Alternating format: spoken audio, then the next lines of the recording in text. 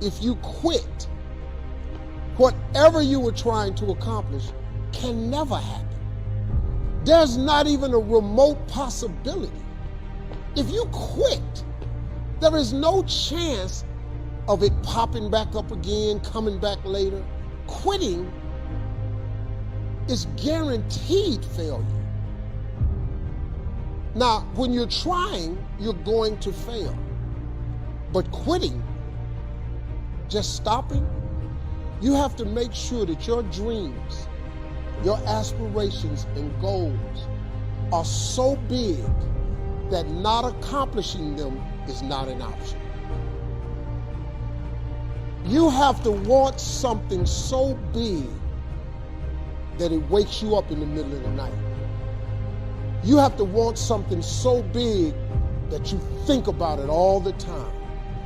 You have to want something so big that it drives you to wake up when you don't want to.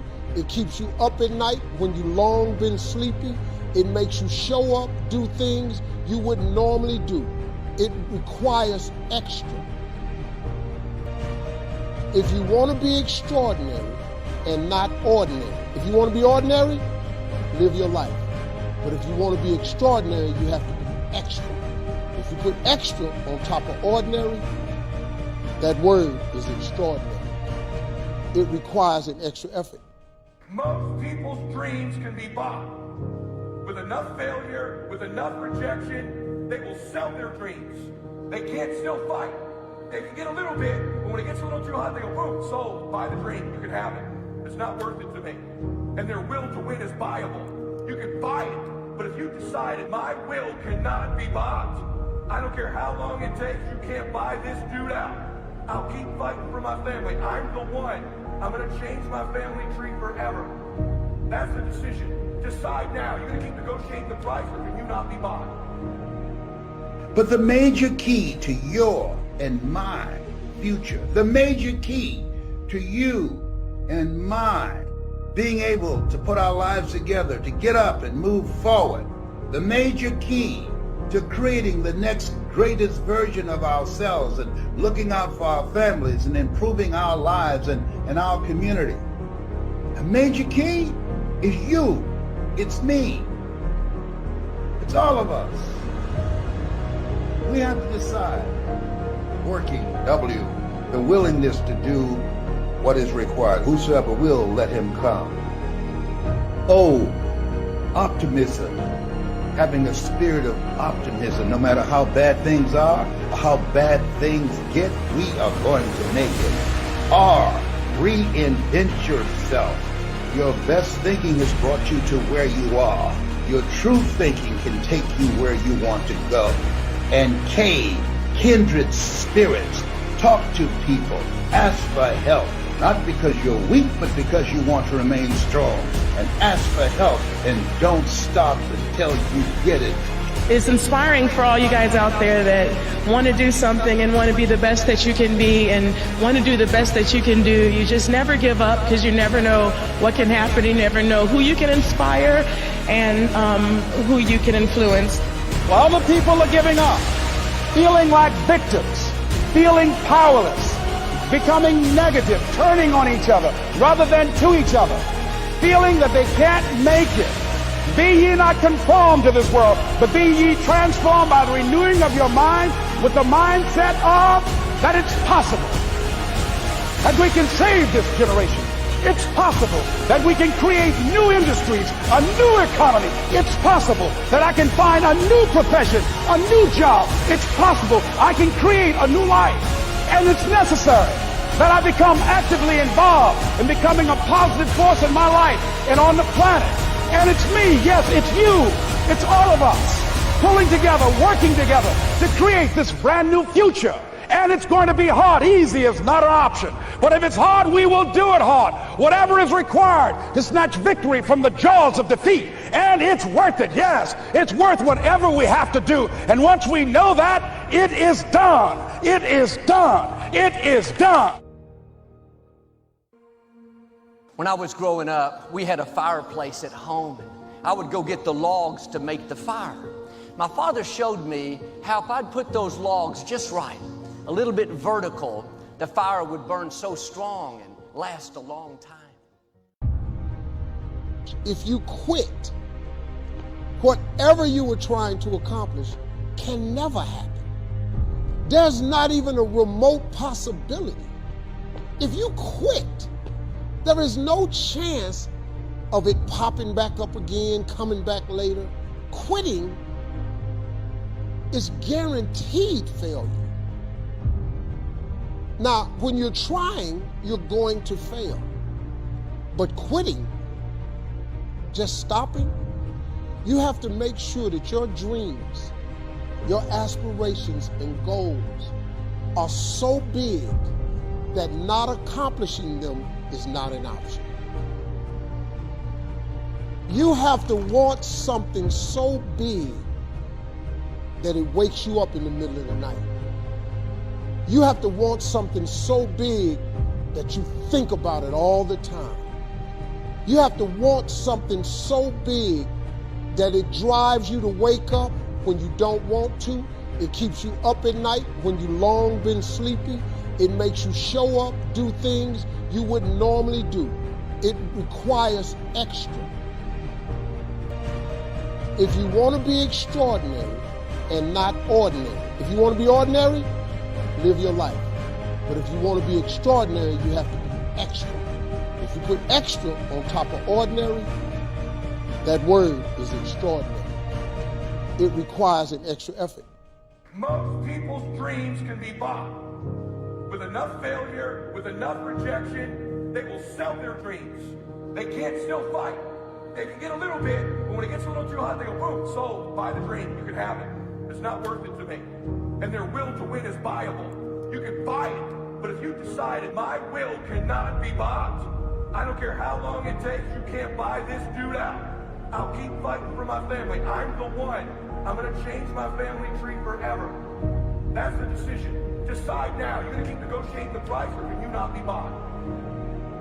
But the major key to your and my future, the major key to you and my being able to put our lives together, to get up and move forward, the major key to creating the next greatest version of ourselves and looking out for our families and improving our lives and our community.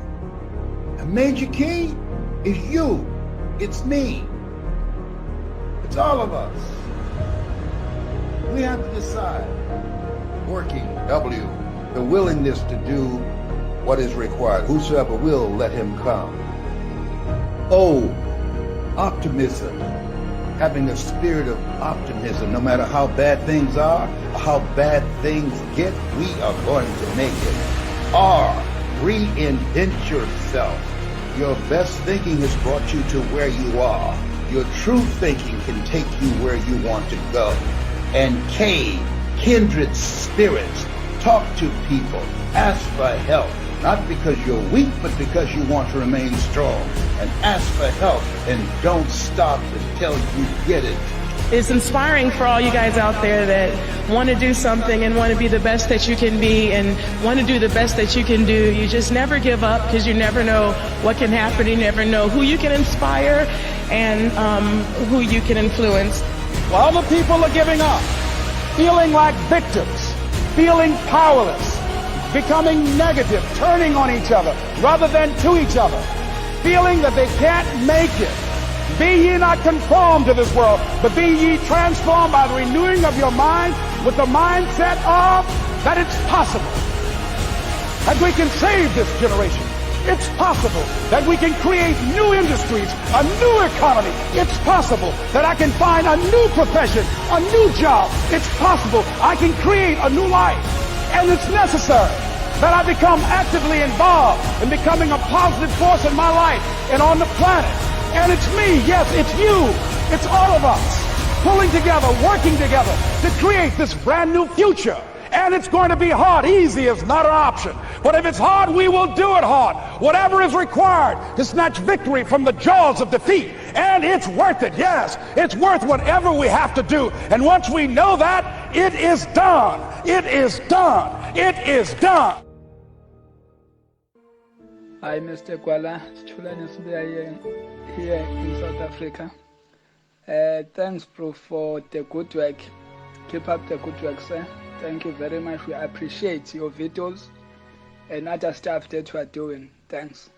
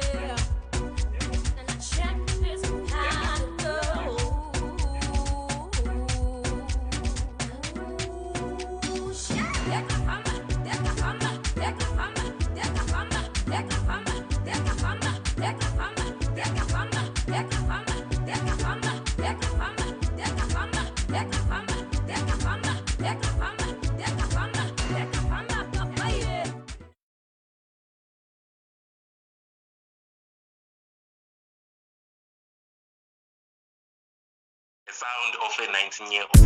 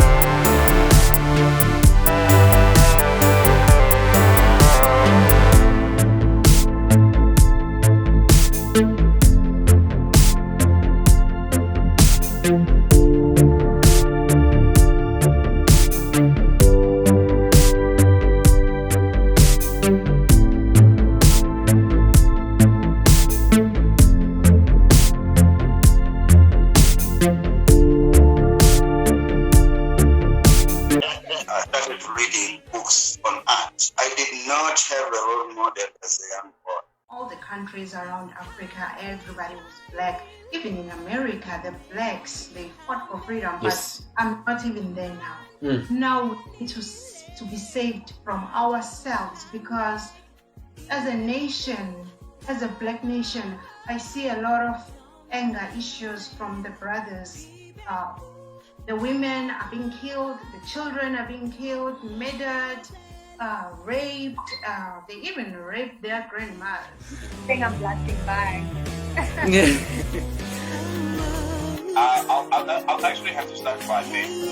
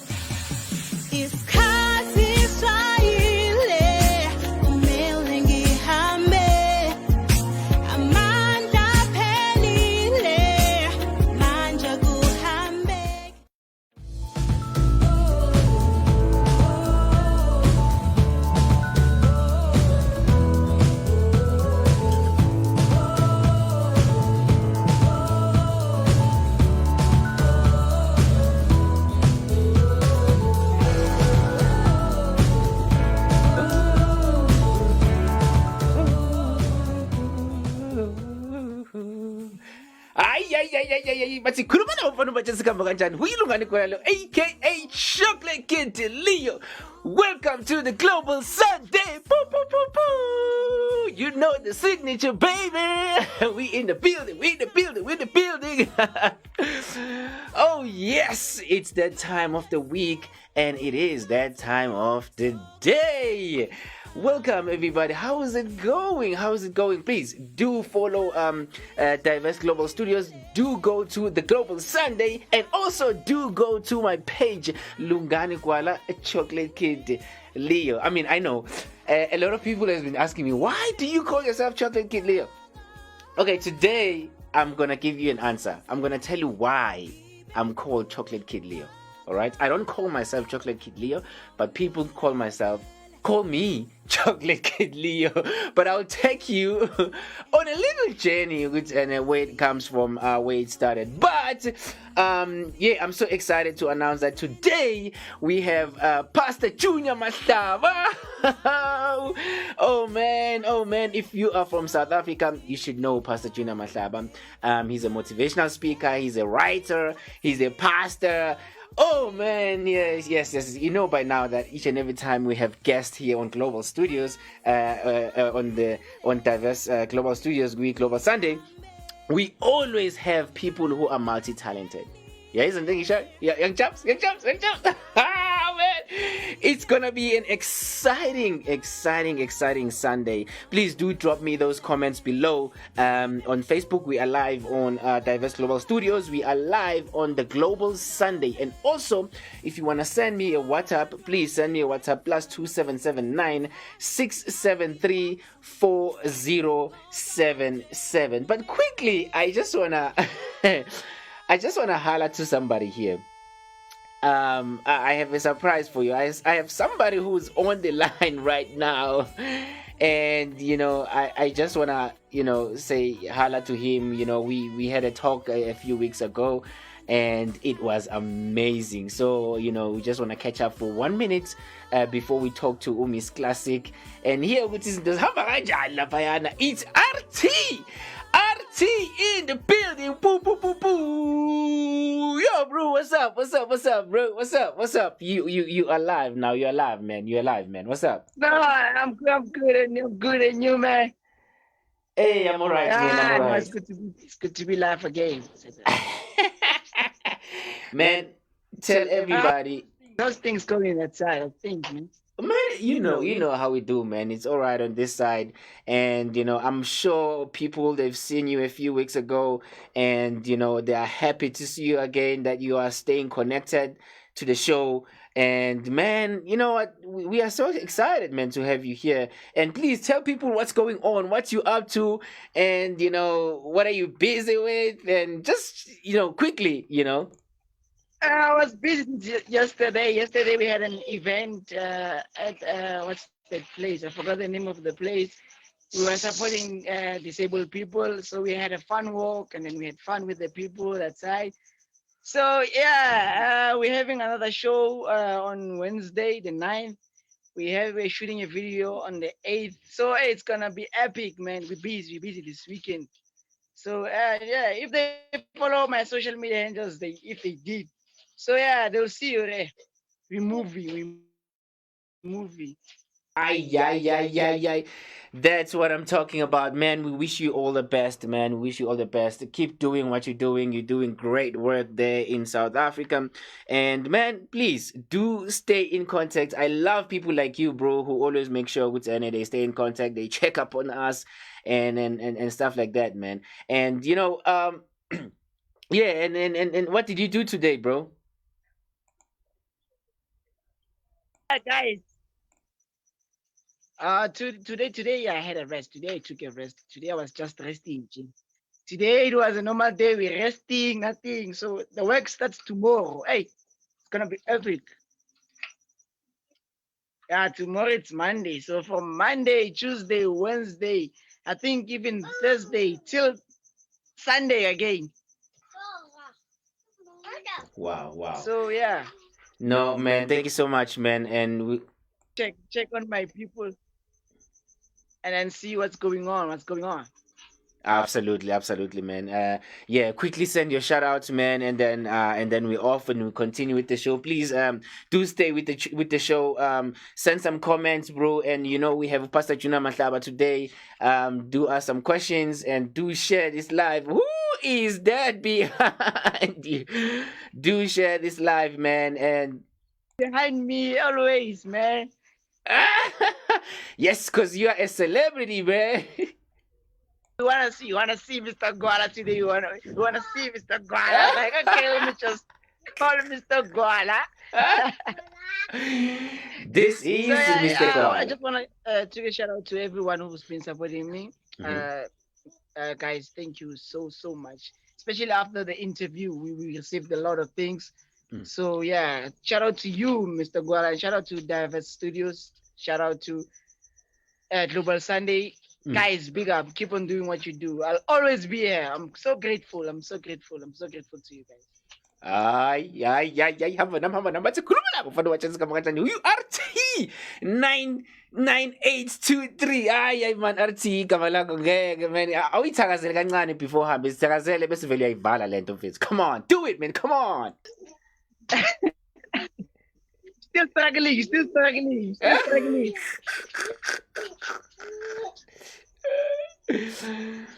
Well, thank you so much, RT. Yeah, I will check up on you, bro. We'll keep in contact.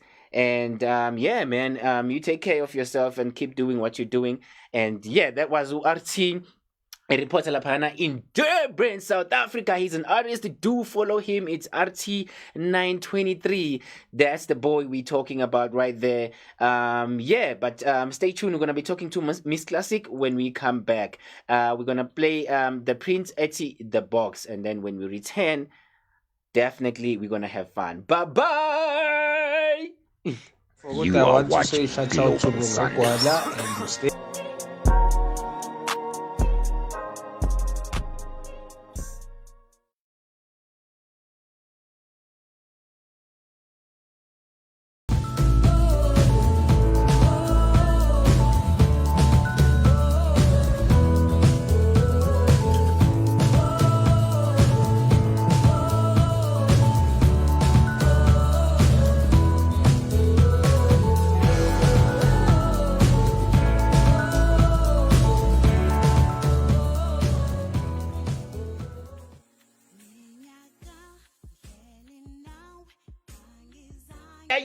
Bathi khuluma labo mfana batshetse kama kanjani uyilungane kwala phela lo aka ungabi nomona. Don't be jealous because you cannot do what I'm doing right now. Bese bathi khuluma labo mfana batshetse kama kanjani uyilungane kwala lo aka Chocolate Kid Leo. Remember later on I'll be sharing with you why they call me Chocolate Kid Leo. But anyway, let's move on. We have Miss Classic on the line. You should know Miss Classic by now. It's the queen of the Global Sunday. And also, she's the queen of Africa. She's going to be sharing motivation and namhlanje. And then from there, we're going to be talking to Pastor Junior Mahlaba. You know what? If you are going through depression right now, okay, well, that's not a good thing. So I'm not supposed to be excited. So yeah, if you are going through depression right now and you are scared to speak about it, you don't have anybody to speak to, stay tuned and listen to Pastor Junior Mahlaba. And if you want to send a message, you want to send a question as anonymous, do send me a question on +27796734077. That's a WhatsApp number. Send me a question on WhatsApp. You are a pregnant woman and you broke up with your boyfriend or you broke up with your husband. You need a cure in your heart. You need to get inspirational words. You need to get a direction. Send that text, send that question, whatever that you need to know about life. I mean, he's very good, man. Man, right now, if you have a chance, okay, not now because you're watching Global Sunday, but when you have a chance, do search Pastor Junior Mahlaba, and then you will see what kind of a man he is. He is so profound. He's brilliant. He's amazing. I cannot wait to talk to him. But right now, we're going to speak to our queen, Miss Classic, and see what she has for us this Sunday. Miss Classic, are you there? Please, Miss Classic, just go for it. Greet your fans and then give your contact details. Do anything that you need to do and share that message to the people who are watching right now, because after that we're going straight to Pastor Junior Mahlaba. I introduce it and then we go to the news, and then from there things will start to get like really, really, really, really hot because the interview is obviously. So yeah, do tune in and send those messages on WhatsApp. Miss Classic, please go for it, my queen. Welcome to Global Sunday, and please share your message for today. Good day, everyone. Welcome to Global Sunday. This is Miss Classic Bongiwe Patience Msomi from South Africa, in the Durban city. Okay. And I'm from KwaMashu, Esnqawini. I'm an artist. I released my singles, which is Never Give Up in June, and the other one called Ndimfuma Kanzi, I'm a Woman. Those are the two singles that you can get on digital platforms if you wish to follow me and follow my music. All right. What brings us here is my motivation for tonight. Today, I'm going to talk about our theme first. Our theme is not everyone around you is for you. And the topic is be exclusive. All right. So I meant to tell you that don't allow everyone to have access in you or around you. An example from Trevor Noah, as you all know, it's very difficult to get hold of him or to communicate with him, but he is the best in the world, as you all know that. So if you are reachable or accessible to people, they can end up saying wrong things to you, or doing anything to you, or disrespect you and not even pay attention to you or to your value. All right, especially to us as artists, or if you are even not an artist, if you are just working in any occupation or any career that you are following. If you give so much access to people in your surroundings, they can end up disrespecting you, or you can end up losing your value. All right. So even your friends, they can end up stealing your ideas. So there are friends that can also drain your energy and end up destroying your future and your goals and your whatever plans that you have in your life. So please be careful. They can make you forget your direction. You will end up taking their directions instead of following your dream. So it is very important for you to remember that not everyone around you is for you. Let me warn you about something. Be careful about what you are saying and around people or friends that you have, because they can take your goals or also steal your dreams for you. They might end up taking them as well, and they might be bitter about whatever that you are planning to do, or smash or destroy them for you. So I will give you another warning that you need to pay attention to. Don't have pride, uzjele, you know, but don't allow so many people to have access in you, especially on social networks. All right. So I hope you will be careful about that, because the danger about all this thing is that if you are accessible to many people, you will ruin your dignity. They can ruin your dignity. It's people that can do that, but you allow them. If I said you ruin your dignity, because it's what you do that makes people to respond to you in that particular manner. For an example, you've seen ubaba endaweni, you've seen a father in the area who's not always around people. The people in the area, they tend to be scared of that father or in that area, or that man in that area. They don't, disrespect him because he's not always around them. All right. So don't be accessible. It will not allow people to talk to you or say anything they feel like saying, or good or right things they wish to say to you. So don't be easily accessible to people. So I would like to give you a few quotes based on the theme that we are talking about today. My quote is: never design your character like a garden where everyone can walk. Design your character like the sky where everyone desire to reach.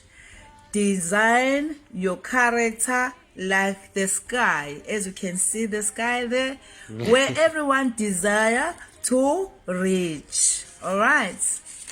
And my last words for you, I will just give you some advice. Accept both compliments and criticism. It takes both the sun and rain for the flower to grow. So it's very important to accept the criticism, but don't give them too much access to your life. Be careful about that, and don't let them know about your dreams. Don't let them know about your plans, because they might steal it for you. All right, they might do it for you as well. If you're planning some business plan, they might take it and be successful if you are not careful.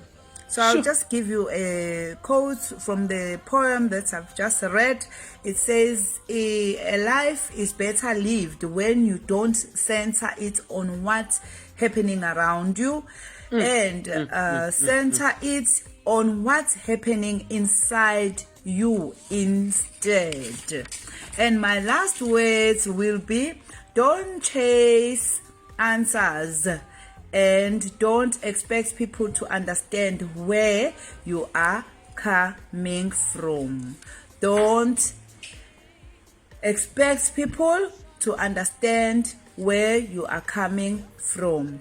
So just accept yourself the way you are and appreciate yourself, because you are special. Before people can appreciate you, please appreciate yourself. Okay. So that's all for tonight. I would like to thank you for following us at the Global Sunday Studio. That's all for today. If you want to follow me, www.missclassicglobal.co.za, Miss Classic. Yeah. Bye. Bye.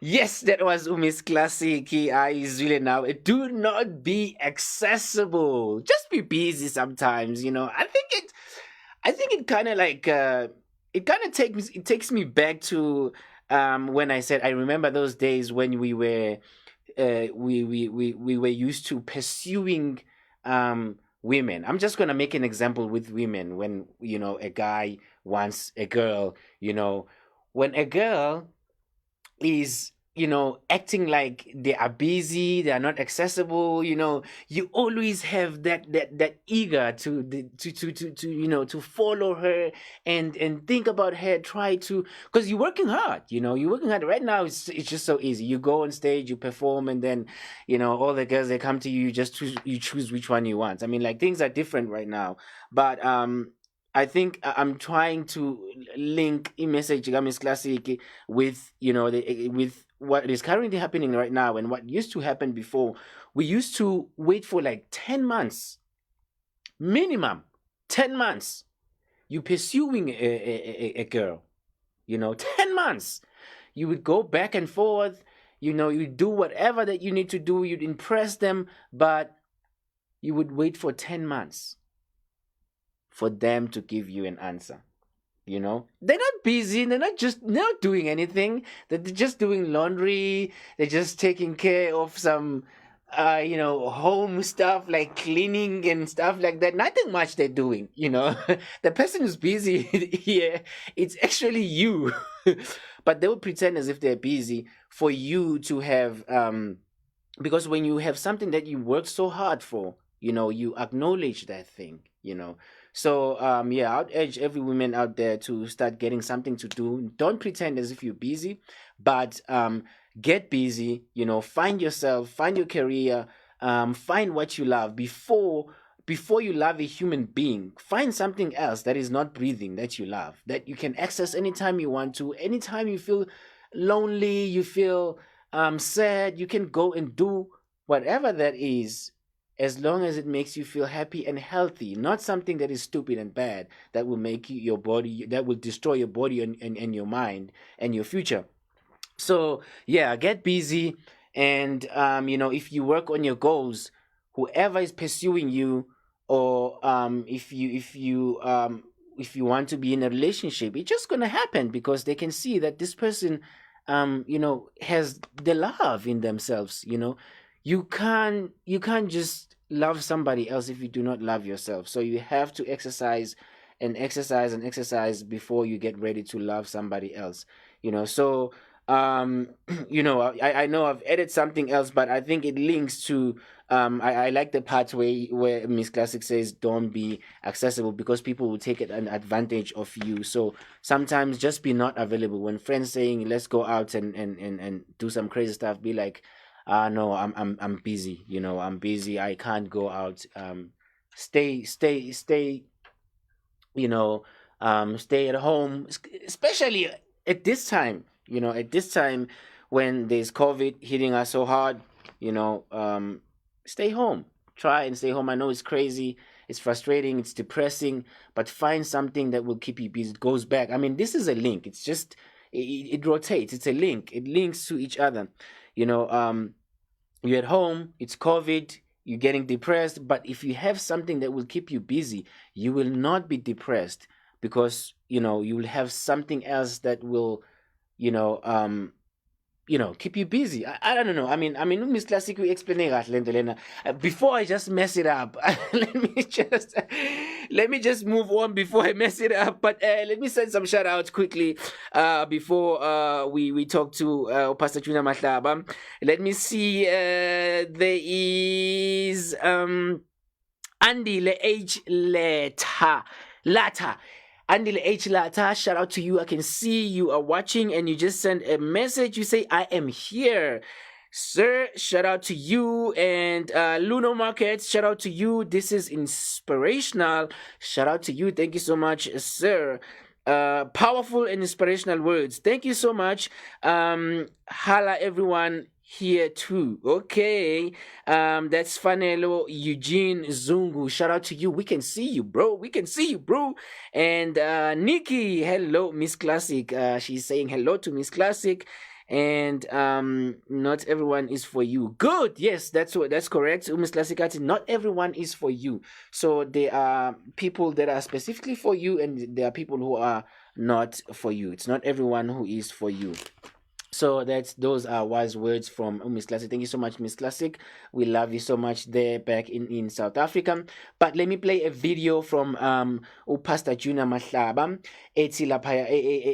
Okay, he was doing a tour for his book called he's gonna talk about the book. I'm not gonna say it right now. It's gonna be a surprise because I know people are like, they're waiting, like, they're like Javelinas, like, no, actually Javelinas. They're like, what's the wild animal? Like lions. Even like lions. Lions. They pursue like so wise. They do not make it like, what is it? Let me see. What's the animal that just? I think it's a tiger. A tiger hides behind the trees and then it watches you because it thinks like a cat. Yeah. So I can see you guys. You're like cats. You're like, we want to know what he's gonna talk about. I mean, he's just gonna do an intro by himself. But anyway, guys, I know I'm crazy. Let me calm myself down. Anyway, Pastor Junior Mahlaba, he was being introduced by Apostle, one of the churches back in South Africa, where he was doing his tour for his book. And I'm just gonna play that short clip when they're doing an introduction, when they honor him. Just watch this clip so you will know exactly who I have in the studio today. I'll see you when we come back. The crazy Lungani Koala, aka Chocolate Kid Leo. Stay tuned. We are coming back just now. Man of God, I told you that it was going to be a super Saturday. Amen. He's a blessed man of God. When I say blessed, I mean blessed. Amen. He's our guest today. He's speaking to us. He's a man of God. He's a preacher. He's a teacher. He's a prophet. And man of God will minister as the Lord is laying in your spirit. If you want to holler, you holler. If you want to prophesy, you prophesy. If you want to teach, you teach. We are giving you, our spirits are open this morning for you to minister the word of God to us. He is the son of another giant of faith, a KZN, Ubabu Mahlaba. Not Babu Vita, but the brother to Babu Vita, full classes his name, but by Mazi, Umfundis Utemba Mahlaba, Dota Angulu, Unodota, Gebazalwane, and Junior, Amen. There's the Pastor Junior Mahlaba. He goes all over the world, Gebazalwane, Shumaila Izuka Ngulu, and he has written a book.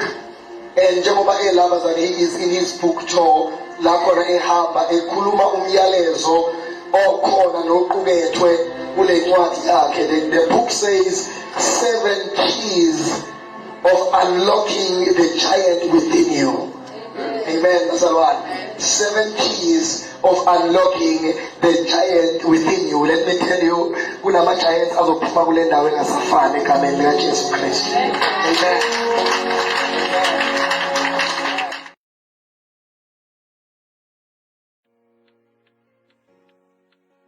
Junior Mahlaba. Hello, sir. Welcome to Global Sunday. Could you please unmute yourself, sir? Yes, thank you. Yes. Thank you, sir. Yes. Welcome to Global Sunday. Say, I know everybody has been waiting for you. Like I said, people have their claws out. They're like tigers. They're standing in the wild. They want to know who is this Pastor Junior Mahlaba. You're here now. And we're gonna be talking to you. After the news and stuff like that. But please, just a short introduction before we go to the news. For a person who is seeing you for the first time, they want to know who is this? Who is this powerful man everyone is talking about? Please introduce yourself to people who are watching right now. Who is Pastor Junior Mahlaba? You go for it, sir. Oh yes. Like you've said, sir. Thank you so much for hosting me and for having me on the show. I'm truly honored, sir. Yes, like you said, I'm a pastor, and I'm also a speaker as well. And I'm also an author. There's a book that I've written. So I'm a person who wants to see people unlocking, the greatness that is within them. That is one of my passions. To see people who look down upon themselves, people who feel as if they're not going anywhere.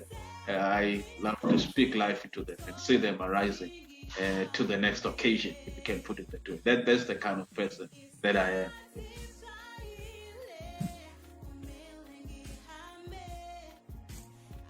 Pastor Junior, so today we're going to be talking to you. Hey, already, you see, people who are fast. I think I'm very slow.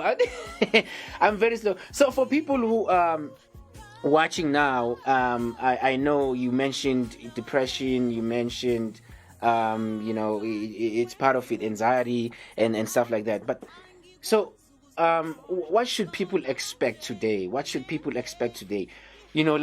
a person who's like me, who's going through some depression, some stress, what might change in me today? I can feel the power already. What might change in me today? What should I expect today in today's interview? For them, it is to expect your life to be transformed and for your life to be changed. Because I believe in life, there is a power in a moment. One moment can change your life.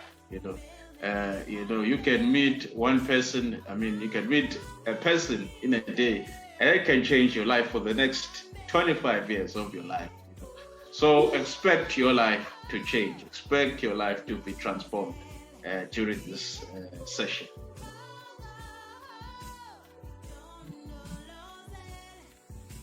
Yes, that is Pastor Junior Mahlaba. We're gonna be talking to him after the news. Please, like I said, guys, it's a powerful man. I know him very well. I learn a lot from him, and today I guarantee you, your life is gonna change. Your knowledge is gonna be on a different level. So please do stay tuned with us. And like and also go to his page and like his page. He's going to be sharing his information if you want to get in contact with him. If you want to get his book also, he's going to be sharing that his contact details later on, and you'll be able to connect with him and ask questions that you want to ask. But then, you know what, let's take it easy right now. Let's go to the news and see what is happening around the world. And then when we come back to the news, there is more. Enjoy the news with Mr. Ken Laden, reporting live in Arizona studios. I'll see you when you come back.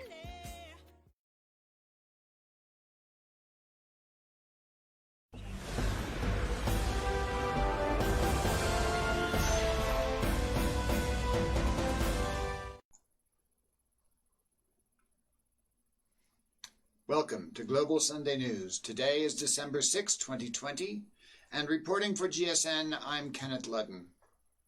Having survived a surge of nationalism worldwide and attempts by American President Trump to divide us, we now see a world negotiating differences. Here from Adidarana Studio 24 in Colombo, Sri Lanka, is the latest news update. We start off today's coverage with the developments on a Brexit deal. Britain and the EU have failed to secure a trade agreement, saying talks would be paused so negotiators could talk to politicians to get a better guidance on where to go next. With under 4 weeks left until Britain leaves the EU's orbit on the 31st of December, both sides have said that the talks are stuck, with each calling for the other to compromise to secure a deal. The fate of a continent now appears to rest in the hands of these two people, Boris Johnson and Ursula von der Leyen. Do they strike a deal tomorrow or not? Today, the EU's chief negotiator, Michel Barnier, appeared to suggest the trade talks were getting somewhere. Important day, determination. But as the day wore on, the only other hint of progress was the arrival of sandwiches for lunch. Tonight, just after 7 o'clock, a pause, as it was announced the talks had reached an impasse. In a joint statement, Britain's David Frost and Michel Barnier said, after 1 week of intense negotiations in London, the two chief negotiators agreed today that the conditions for an agreement are not met, due to significant divergences on level playing field governance and fisheries. On this basis, they agreed to pause the talks in order to brief their principals on the state of play of the negotiations. When they met in Downing Street back in January, their talks were businesslike but amicable. A huge amount is riding on whether they can now navigate out of the deadlock. Time is running out for a deal. On Monday, the Internal Market Bill returns to the Commons. Its controversial clauses reneging on the original deal to leave the EU could scupper further talks. And on Thursday, EU leaders who must approve any deal meet for their last summit before the end of the year, which is when Britain leaves the single market and customs union, and tariffs could be imposed if there's no deal. The stakes were raised yesterday when the French Prime Minister visited the port of Boulogne. Britain has given ground on fish quotas, but the French say by not nearly enough. Today, the country's Europe Minister was asked if they might veto a deal. Avec un veto. Oui, chaque pays a un droit de veto. Yes, every country has a veto, he said. But in Dublin, the Irish Prime Minister warned against no deal. Given the enormous negative impact of COVID-19 on our economic and social life, the last thing our citizens need now is a second shock of the kind that a no-deal Brexit would bring. Tonight, Michel Barnier is still in London, but his work is paused, while it's now decision time for the EU's top diplomat and Britain's Prime Minister.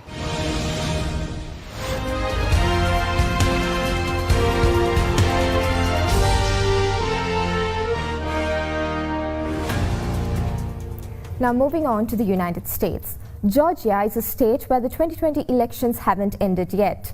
The two crucial Senate seats are up for grabs. Mike Pence and Barack Obama joined the fray in support of their party's candidates, and President Trump is headed there to commence his first rally since the election loss.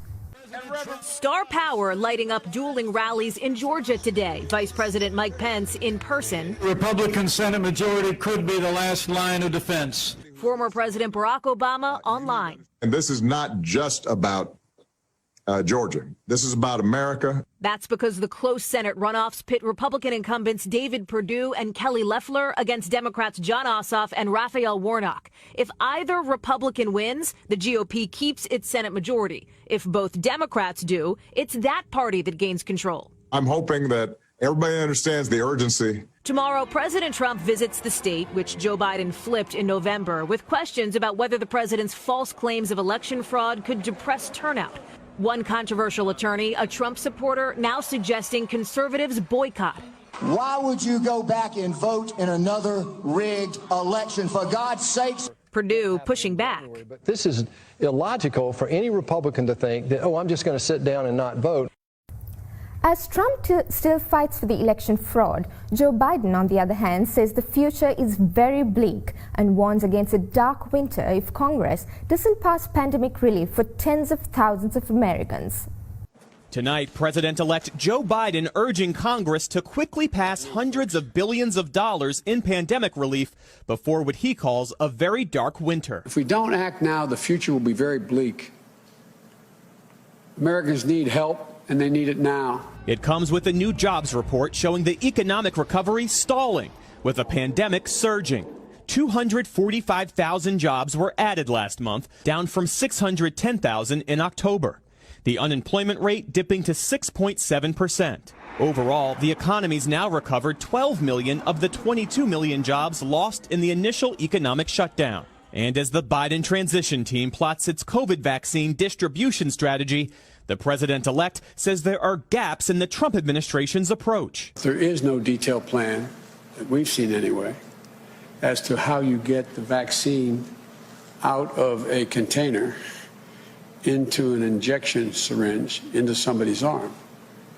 And it's going to be very difficult for that to be done in this very expensive proposition.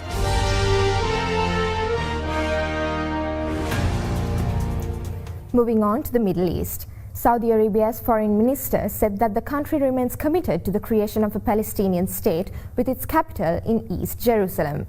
For more details, let's cross over to Adaderana World News special correspondent Christina Almeida, following that story from Riyadh in Saudi Arabia. Yes, Shanali. Saudi Arabia's foreign minister has said Saudi Arabia would only normalize ties with Israel within a plan that would deliver a sovereign state to Palestinians, crushing speculation that the kingdom may soon become the latest Arab country to establish full diplomatic relations with Israel. Prince Faisal was addressing an online talk at Met 2020, a yearly international forum held every year in Italy's capital Rome, bringing together world leaders. He said Saudi Arabia envisaged normalization ties with Israel in exchange for the creation of a Palestinian state within the 1967 borderlines, which includes a full withdrawal by Israel from lands it occupied in the 1967 war, including Golan Heights, East Jerusalem and the West Bank. Prince Faisal said a normalization of ties with Israel has long been part of Saudi Arabia's vision.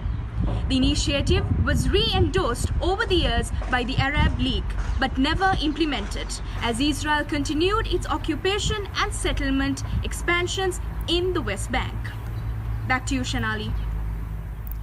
Thank you. That was Adaderana World News special correspondent Christina Almeida reporting from Riyadh in Saudi Arabia. Over to India. India is witnessing its biggest unrest in the farming industry in years. Tens of thousands of farmers are protesting in the capital of New Delhi against law that they say will expose them to corporate exploitation. These highways on the outskirts of Delhi are normally choked with traffic. But for the last week, they've been host to tens of thousands of farmers protesting agricultural reforms. The laws, passed in September, aim to deregulate the sector, but farmers say they will lead to their exploitation. With enough supplies to last weeks, the growers are threatening to besiege the capital if Prime Minister Narendra Modi refuses to abolish the laws. The Indian government claims the laws will give farmers more autonomy to set their own prices and sell directly to private businesses. But grain growers say they will no longer be guaranteed minimum prices by the government, nor able to make ends meet. On Thursday, 40 farmers' unions met with government representatives for a fourth round of talks.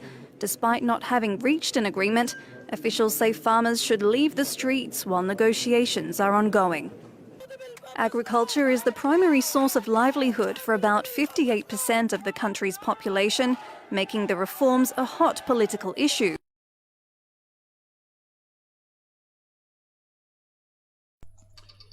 There are ever-increasing COVID-19 cases. Here, also from Adaderana in Colombo, Sri Lanka, is an update on the COVID crisis.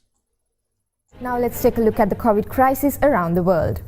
Moderna seems to have a certain side effects which volunteers are voicing out. However, vaccine developers remain confident. With Moderna's vaccine showing around a 94% efficacy rate, many people actually volunteered to be injected with the vaccine during its trial process. But fears of side effects rise after one trial participant said he developed a low-grade fever, had fatigue, chills, stiffness, and muscle soreness in his left arm, as if he had been punched before feeling better the next day. Amid rising concerns, Britain said on Thursday that it will compensate any individuals who suffer severe side effects from vaccines ahead of Pfizer's rollout next week. But many experts say that slight flu-like symptoms are normal after being vaccinated, as this shows that the body is reacting to the vaccine. Kelly Moore of the Immunization Action Coalition also offered assurances, saying that having reactions to vaccines just means that they're working and there's nothing dangerous about it. Experts also say that any potential side effects, which are only temporary, should not prevent people from getting vaccinated. Just a couple of days after the United Kingdom approved the Pfizer COVID-19 vaccine, Bahrain also granted their emergency use authorization to use the same vaccine. And Germany is getting ready to provide free vaccines for citizens as soon as possible. Bahrain said Friday they have approved emergency use authorization of the COVID-19 vaccine for widespread use. The approval made Bahrain the second country to grant their authorization for the vaccine from Pfizer and its German partner BioNTech. Following the UK's approval on Wednesday, Bahrain's health authority said those approved vaccines will be used for high-risk groups first in line. However, the nation did not mention how many vaccines they have purchased, nor when the vaccination would begin. In Germany, the nation will be giving out COVID-19 vaccination free of charge.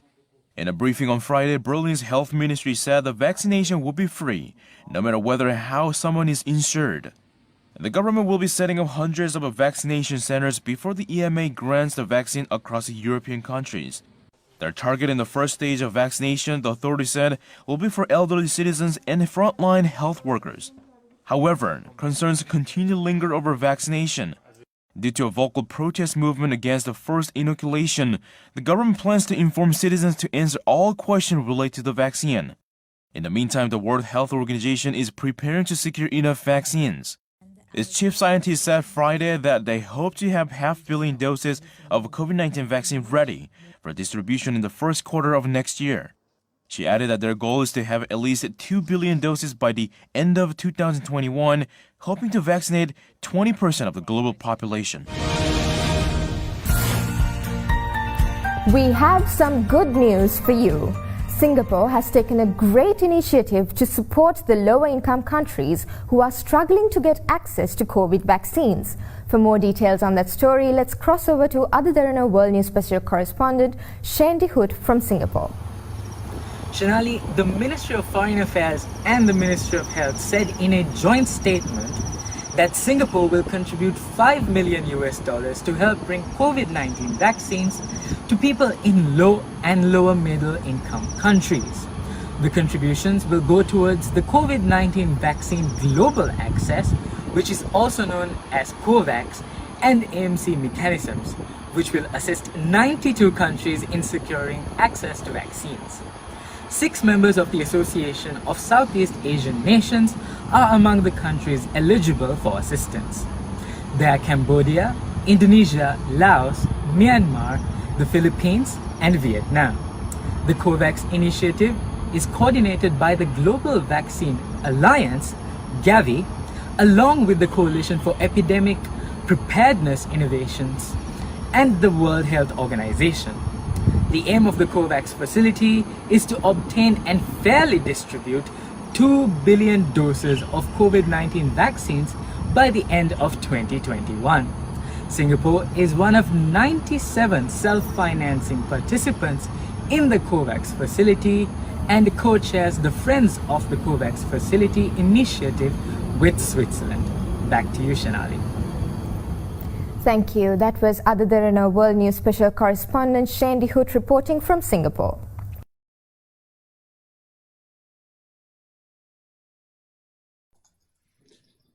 My great-grandparents faced tuberculosis and cholera. Vaccines and treatments erased those threats. My grandparents faced diphtheria and syphilis. Vaccines and treatments erased those threats. My parents faced polio and rubella. Vaccines and treatments erased those threats. As a child, we all had measles and mumps. Some died, some were blinded, and some were crippled. During my lifetime, we faced HIV. And now HIV is something that is survivable due to treatments. Then came a generation who never knew tuberculosis, cholera, diphtheria, syphilis, polio, rubella, measles, or mumps, or HIV/AIDS. Not as a threat to life, or eyesight, or being able-bodied. They didn't have orphaned, crippled, mentally incapacitated friends, families, or elders. And they have refused vaccines.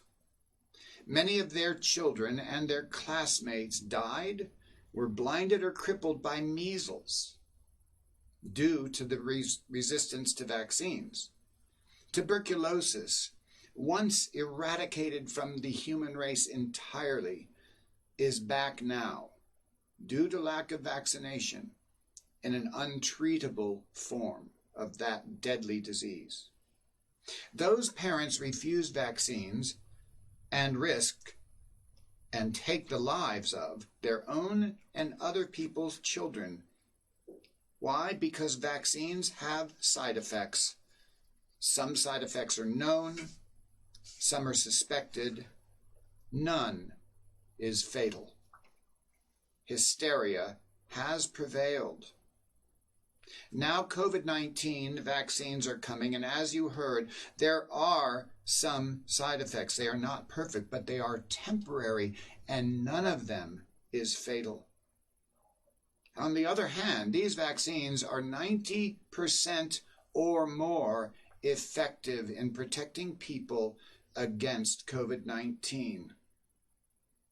What this means in practical terms is that of the 1.5 million lives that have been lost so far to COVID-19, had they had these vaccines, 1,350,000 of them would still be alive today. Do not cower in fear from minor and non-life-threatening side effects. Take the vaccine.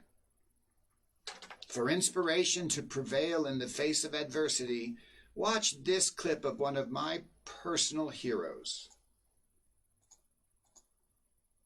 And finally tonight, let's take a peek to the past.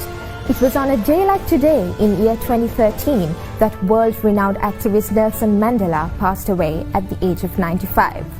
Nelson Mandela, the first president of South Africa to be elected in a fully representative democratic election, as well as the country's first black head of state, made his mark as a leader who fought against the apartheid system within the country. He even spent 27 years in jail, having rejected at least 3 conditional offers of release in the process. Mandela and de Klerk were jointly awarded the Nobel Peace Prize in 1993 for their efforts. The former president of South Africa remains an inspiration to millions across the globe.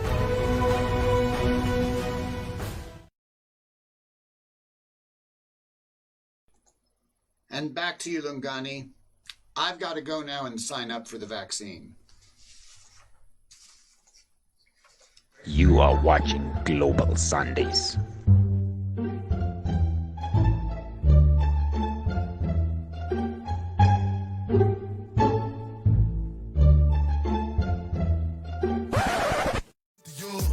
I'm up in all the stores. When it rains, it pours. She like the way I like a Mary, like a Mary. Billie Jean, Billie Jean. Dior. I'm up in all the stores. When it rains, it pours. She like the way that I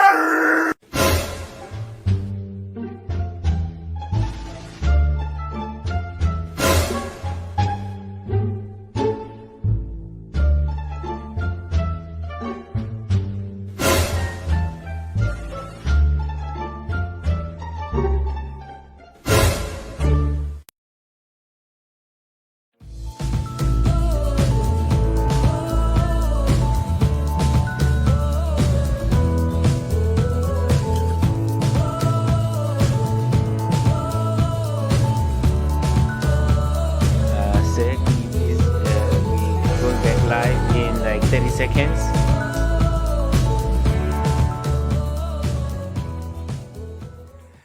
Bese bethi khuluma nabo mfana batshetse khamba kanjani uyilungane kwalelo aka Chocolate Kid Leo. Welcome back to Global Sunday, guys. Nibonelile ke laphana ke endabeni ukuthi the vaccine, it is almost done. I don't know, maybe it's done, maybe it's almost done. Some other people baya reactor towards vaccine. They, it's crazy. I don't know. But I hope the vaccine is already soon, so people can get vaccinated and stuff like that. Because we are really tired of staying indoors. But it's just ridiculous. It's crazy, man. Get the vaccine ready. But I'm proud though, because I think Africa is one of the continent when it comes to COVID-19.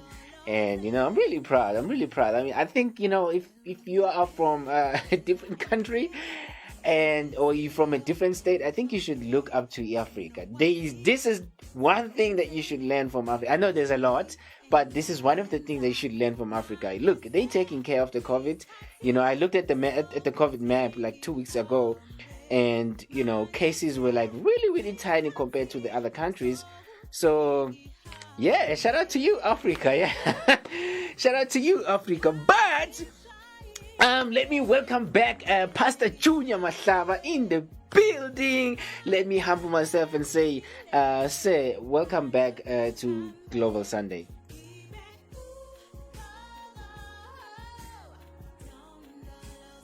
I think you. Thank you. Yes. Thank you. Absolutely. Okay. Now your audio is okay. So now it's me and you now. It's me and you. Just like all time. Yes. So now let's get back. Let's get into our interview. Let's get deeper now because people have been waiting. And I know it's a bit late back in Africa right now, but I think for a person who's just waiting right now, waiting to be healed, waiting to let go of all the things that are bugging them inside them, they just can't they just start right now with this interview, so this is for that kind of a person who's waiting for that moment. So now I know that you did an introduction a few minutes ago before the news, but now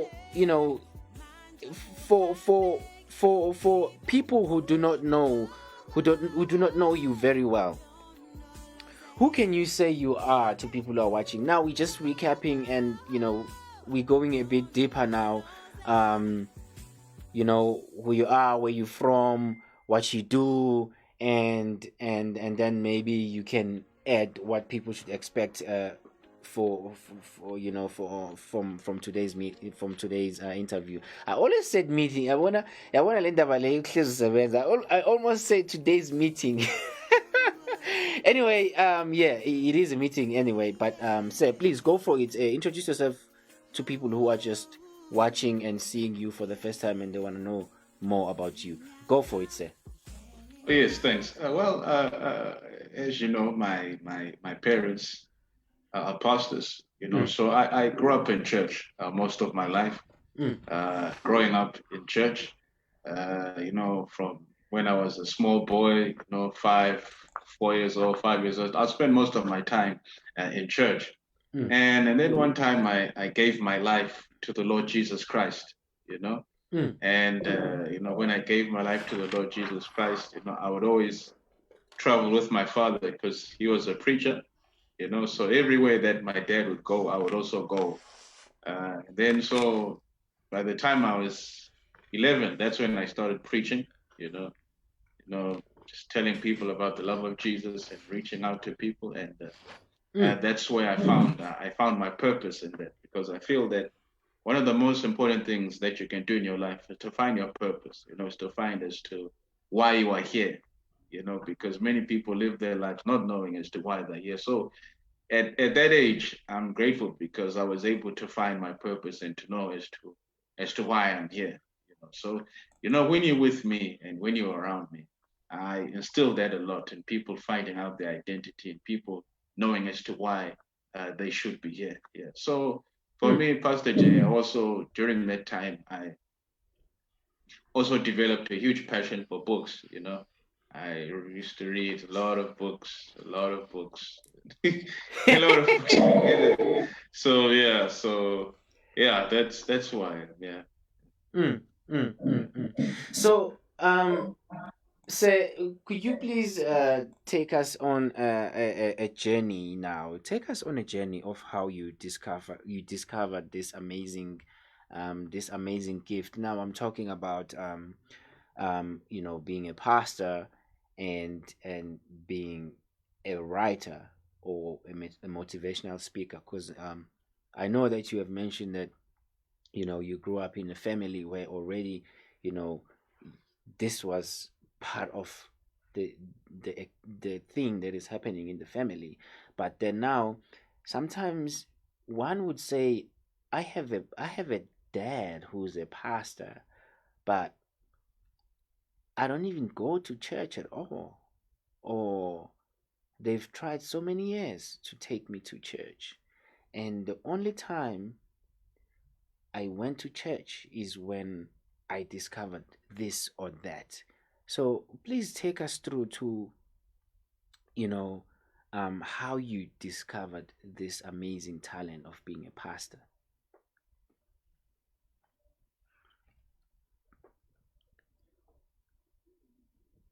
You also know me. I don't really talk that much, and it's only when I'm on the pulpit where people are like, "Hey, this is a different guy. Seems like a different guy on the stage."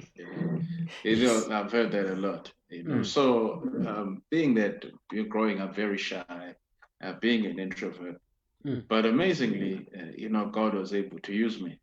So I always say to everybody that's out there, you're never too old, you're never too young to be used by God. God can use you. The only thing you need to do is just to avail yourself. So, there was a friend of mine, when I was 11 years old. He was much older than I was. We would watch TV a lot of preaching on the television. And one day we're like, what, let's try this. This looks fun, So we'd go in the garage and we'd start preaching, We're just having fun, But eventually a passion began to develop, we would even record ourselves, back then used to have, I don't know if you remember the cassette tape, we could put it on first side A, side B. We have to have those cassette tapes and we distribute it to people for free, that we used to do that. And that's how one began to grow. And the passion of being a writer, that's through reading books. I was reading a book one day and then God spoke to me and he said, Junior, why are you spending so much money reading other people's books? Where is yours? Where is yours? I was like, wow. Then I began to write. So I can say that these gifts and these talents, it's also finding my own identity as well. Because yes, my parents are pastors, they are preachers, but also within that, I need to find my own stream as well, to seek out my own identity as well, because you can't expect me to be exactly the same as them, So doing that is through me spending time alone, spending time by myself and just searching. Yeah.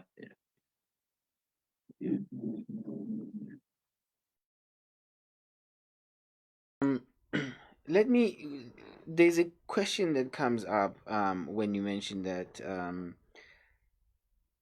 So now, for a person who is, for instance, there's a person who wants to be a pastor one day, and because there's that thing, like for instance, as a dancer, I grew up as a dancer, and my parents were like, oh, this is nonsense, this is nonsense, you can't do this, you need to go to school, and you can't be messing around and doing your I don't even know what they call it, because my dance was very different. I was like spinning with my head and spinning with my back and my hands, and yeah, and break dancing. So So how was the relationship with the parents when you decided to take this path? How was the support? How was the balance of being a young person wanting to do this, and with the parents here? Because normally as human beings, sometimes parents they have their own thoughts about us as people who are growing up, but how did it work out with you? How did it work out? How was the relationship with the parents when you were going through this path of making this choice?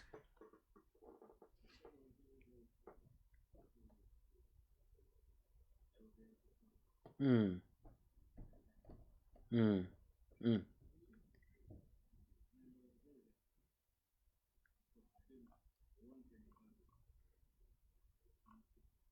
Mm. Mm. Mm.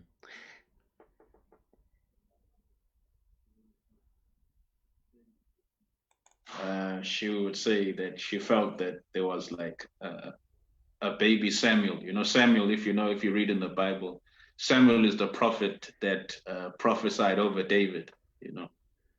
He's probably one of the first prophets, in the Bible. And when my mother was pregnant with me, she said that's what she felt. She felt that I was like a baby Samuel.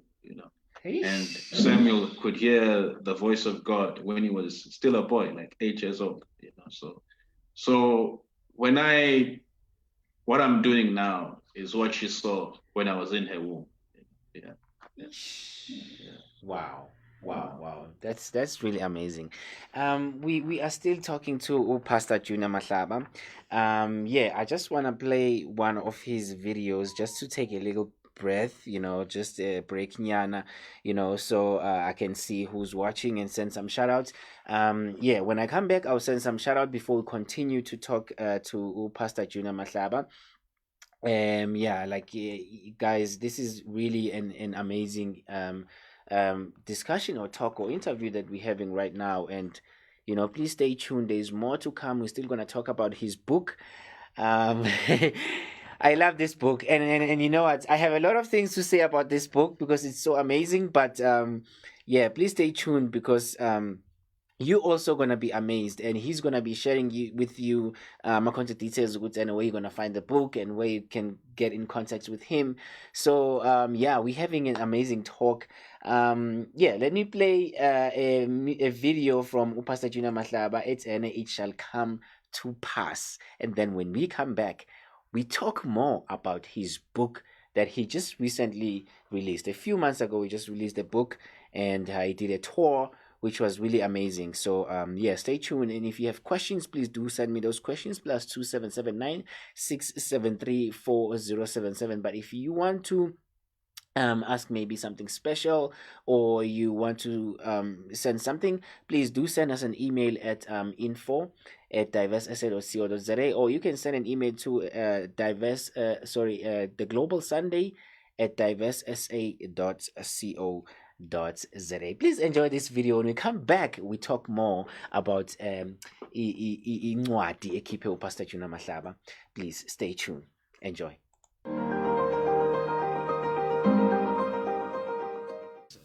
Somebody shout seed, time, and harvest. Now, I am sowing a tomato seed. And then there is then time for that tomato seed to come. And then this is the tomato seed. So there is seed, there is then time, and there is then harvest. That Jesus himself, Jesus came onto earth as a seed. And then when he died, that was the time. And then when he died on the cross and he resurrected, you and I became the harvest. Now, even in the life of the prodigal son disobeyed his father. That was a seed. He was sowing a seed. Then he went out and he spent the money. That was his time. And then he ended up in the pig's pen, living jangepara. That was his harvest. But I also said to you that I said, you can change what you reap by changing what you sow. So now, when the prodigal son was in the pig's pen, he said to himself, I am staying here. I'm living Jengepara. And my father is a multi-millionaire. So he then said, now, let me change my thinking. That was his seed. And then he had to go back. That was the time. And then he was received by the father. That was the harvest. But now, here is the problem now. Here is the problem in that scripture that we read in the book of Matthew chapter 13. It says there that there was a man who sowed a seed. There was a man who sowed a seed. And the interesting thing is that when it came time for the harvest, the seed that they sowed was not there. What they harvested was tares. So this makes me to understand that Satan is very strategic. It makes me understand that the devil is very strategic. It makes me to understand that the devil does not mind when you sow the seed. He does not mind when you spend time. But the devil is always after you when you're about to harvest.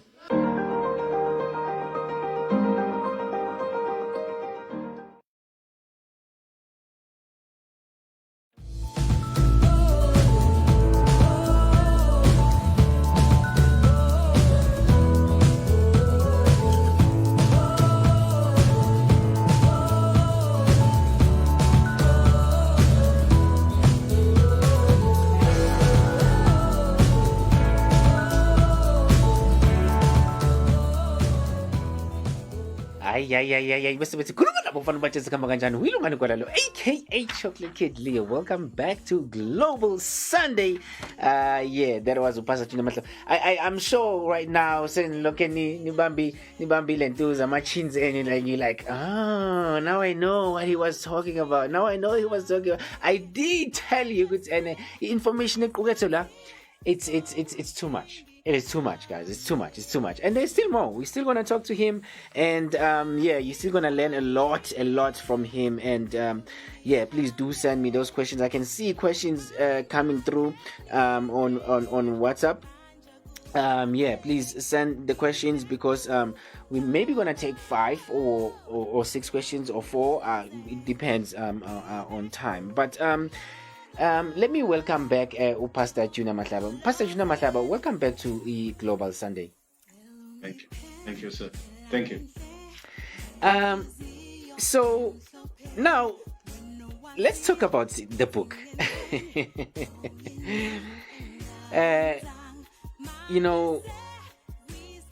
What is the story behind this book? Yes. What is the title of the book and what is the story behind the book? What motivated you to write this book? And I mean, this book is dense and okay, I'll comment on the book when you have introduced the book because I don't wanna be the one introducing the book. Please go for it, sir. It's fine. Yeah, thank you. When I was upon writing this book, I was praying. Because during that time last year there was a lot of suicide going on. I don't know if you still remember. There was a lot of suicide that was occurring, and one of the things you must understand about a crisis, that word crisis. When you take that word and you translate it in Chinese, it means opportunity. So out of a crisis, out of something that is bad, you can see an opportunity. So that is when God began to show me that, in this crisis of people committing suicide, in this crisis of people losing their jobs, I want them to see an opportunity. And I want them to dig in within themselves to see the greatness that is in themselves. So then it is then where God then spoke to me and said, I want the title to be The 7 Keys to Unlock the Giant Within You. The 7 keys to unlock the giant within you. And basically those 7 keys are the 7 keys that David used to take down Goliath. So those 7 keys are the 7 keys that David used to take down Goliath.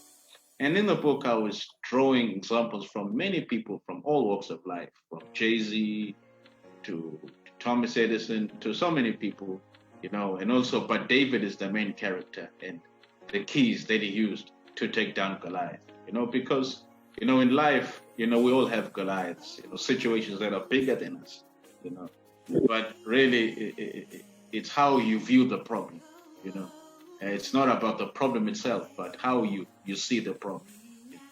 Yes.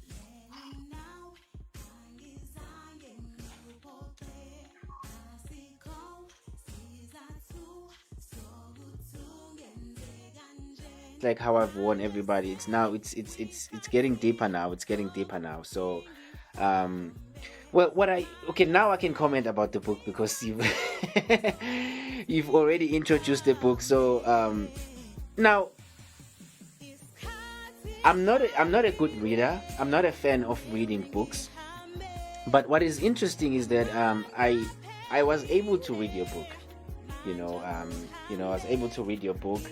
And it's a readable book in a way, and I found that very amazing because most of the books, as a person who's a beginner when it comes to reading, I end up saying, I can't read this, and I end up not reading. But I managed to read your book.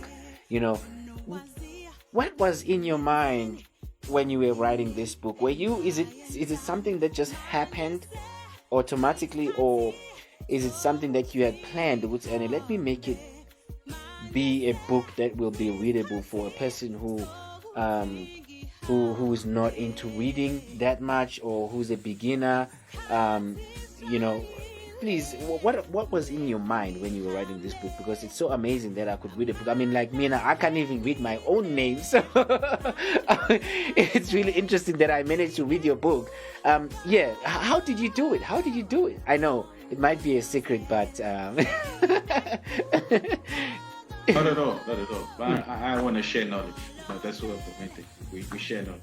No, like you said, for me, I believe in being simple. And I always wanted to be somebody that everybody could relate to. When you listen to me, I want to make sure that not just people from church are able to listen, but people from all walks of life are able to understand. So I made sure that with this book, I made sure that I keep it short. And that's what the Lord revealed. He said, keep it short. But at the same time, make sure that the content is rich. If you read it, a lot of the content is rich and it's straight to the point as well, because people don't want to read something where you're meandering and you're going on and on and on and on. So I made sure that the content was rich and it was very simple. If you look at it, it's not a huge book. When I say 7 keys, each chapter is 7 pages. So when I say 7 keys, each chapter is 7 pages. But the content, yeah. So yeah.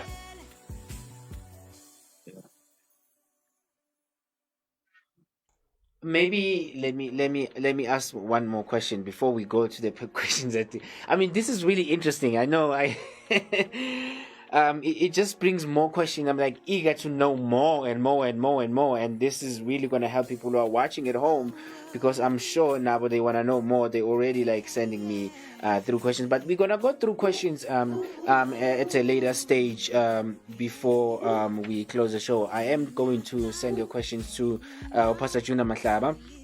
But let me quickly send a shout out to people who are commenting right now. Nombuso Malulega, shout out to you. I can see you are watching. Bongo Msomi, thank you so much. I can see you said cool. Andile, I see you still there. Luino is still there.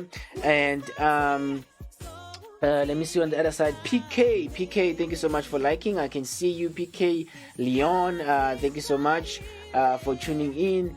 Puli Josie or Josie, I don't know if you spell this as Josie or Josie, Sibusiso Zungu, thank you so much. Welcome to the Global Sunday. I'll continue to send you guys shout outs. If you really want to send a message that you want me to send to read to Pastor Juna Mahlaba, please do comment right here below on our Facebook comments section, and I will make sure I share it with Pastor Juna Mahlaba. But Pastor Juna Mahlaba, how long did it take you to write this book? Because I mean, it is well done, you know. It is easy to read, and it has profound knowledge that a person would need. It's like food, you know. It's like food.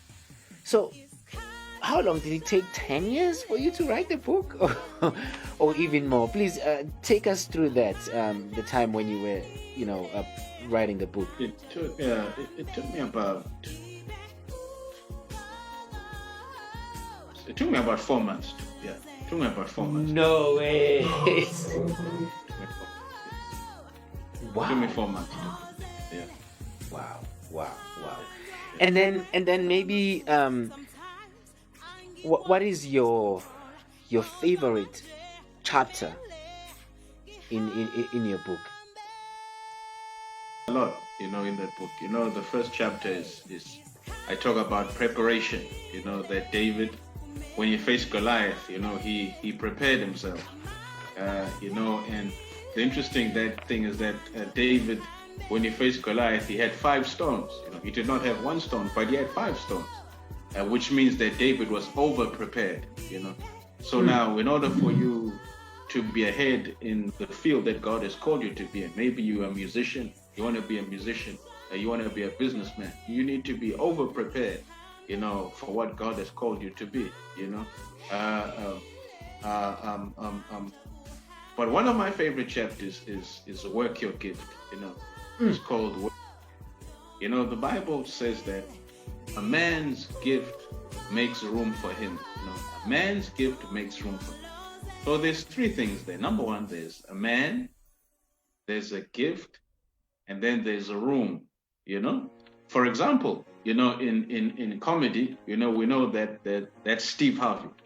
That's the man, you know. You know, his gift is comedy, you know, and the room that he occupies is television. For example, David in the Bible, that's the man, that's David. His gift was giant killing when he killed Goliath. And then when he killed Goliath, he occupied the palace of Israel. That was the room, you know. So as a man, we all come to this earth as men, as a woman. You're a man. Nobody knows you. You don't have a gift, but you use your gift. And then after that, there's a room that you access, you know.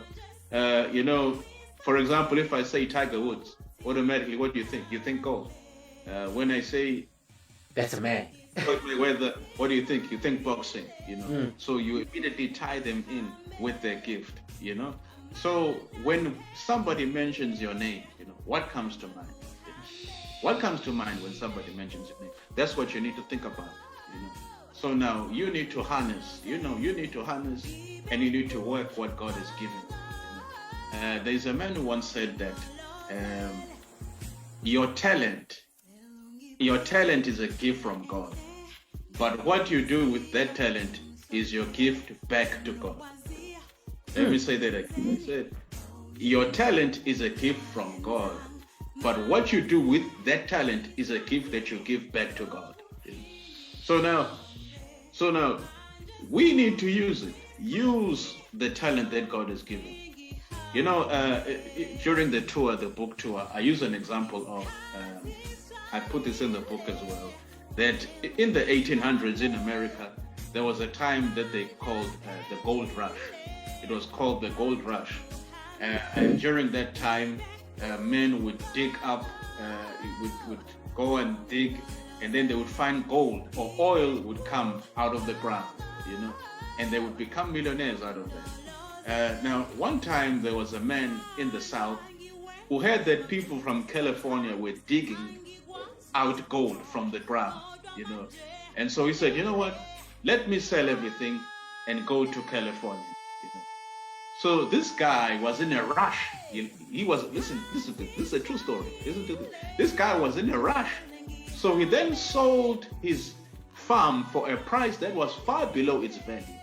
And he sold it to his neighbor, and then he went to California. And then only to find out that he heard that one day the neighbor who had bought the house, bought the farm that was far below its value, began to dig, and he found oil there. So this guy who left heard about this, and it said that he fell off his donkey and he died of a heart attack, because he was sitting on gold the whole time, but he never discovered it. So now, can you imagine yourself? You're sitting on gold. You know, the talent, you can rap. I'm talking to you right now. There's a rapper that's watching you now. You should have released your album. You haven't released your album. There's a poet that's looking at me now. There's a poetry. You haven't released that poetry. So you have gold in you. You know, and I always say that your future is not ahead of you, but it is inside of you. So everything that you need to look at is inside of you. You don't need to look ahead, but look inside of you. Even sorry.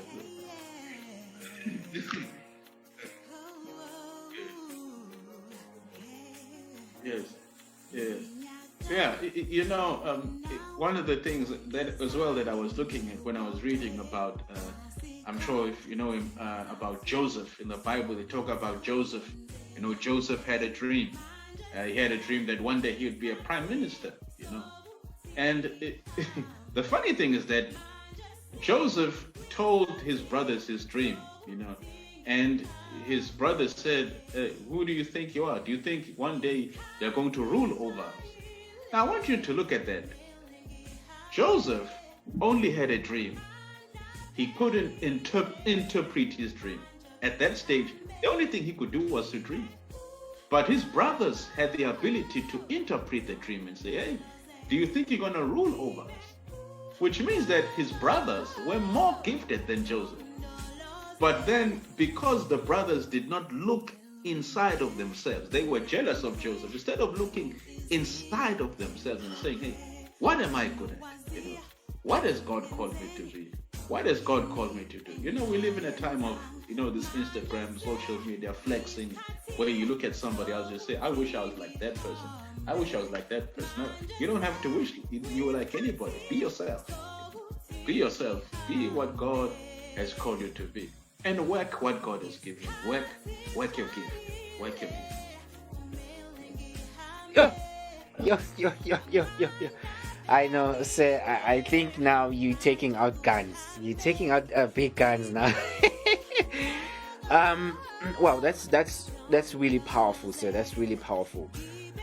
So there is something that moved me that you said that your future is not ahead of you, but your future is within you. Maybe for a person who is watching right now, I mean, this is very deep, sir. I don't want to lie. This is very deep, and for a normal person like for a normal person like me, I might get lost in a way and be like, okay, now what is Pastor Gina talking about now? Future is ahead of me. It's not within me. It's within me. It's not ahead me. I mean, what does that mean? For could you please elaborate maybe and make a few examples and what does that mean when you say the future is within you, not ahead of you? Please go for it before I mess it up, because I know there's someone out there who's freaking out and they want to hear what this means. Definitely. For example, when you look at tree, let's say an apple tree, you go outside and you see an apple tree. That's a result, that's the fruit. Okay, you see the fruit. But before there was a fruit, there was a seed that you couldn't see. You couldn't see the seed. So the gift that God has given you, that's a seed that is in you. But now you have to cultivate that thing until it becomes a fruit, So that's why I'm saying your future is not ahead of you, but it is inside of you. So the seed is inside of you. In the Bible, God says to Adam, be fruitful. That's the first commandment he gave him. He said, Adam, I want you to be fruitful. Now, if God is saying be fruitful, it means that Adam has seed inside of him that can make him to be fruitful, you know. For example, when we look at, the phone, the Apple phone. Apple was started in the garage. Steve Jobs, when he started it, he was in the garage when he started this thing. But today it's all over the world. So his future, when he started in the garage, that was a seed. The seed was inside of him. But now Apple is all over the world, and he's gone now. He's no more longer with us. But his fruit is speaking, when, for example, the rapper Jay-Z as well, whenever when he had his demo tape and he would send it to people, they would say, you rap too fast. Nobody's gonna buy into this. You rap too fast. He had a seed. He had a passion. That passion was inside of him. But look at him today. Today now, he's bigger than ever. So your seed is inside of you. Your gift, your talent is inside of you. But now you need to do something to work it and to cultivate it so that it can be a fruit. So you water the seed. You water the seed. In order for the seed to grow, what do? You water it, right? So how do you water your talent? Read books about what you want to do. Read books about what you do, what you want to read, watch videos about what you want to do. That's how you water your talent. That is how you water your gift. Sure. Pastor Junior Mahlaba, work your gift. Work your gift. The future is not ahead of you, but it is inside you. Wow, this is powerful. Already, when he talks about this, I'm imagining Pastor Junior Mahlaba, a seed of a fruit, just like how you're explaining right now. We don't see the fruits. When you're planting the seed, we don't see the fruits. We just see something, what is this thing gonna do? Oh well, anyway, let me just dig a hole and then put it on underneath, and but what that seed can do is so amazing, and it reflects to what you are saying right now, that people would judge you and say, this is not gonna work. This is, what you rap so fast, like what you're saying right now. That's what one would say when they see a seed. Let's say you just grow up and you've never seen a seed before, but an apple.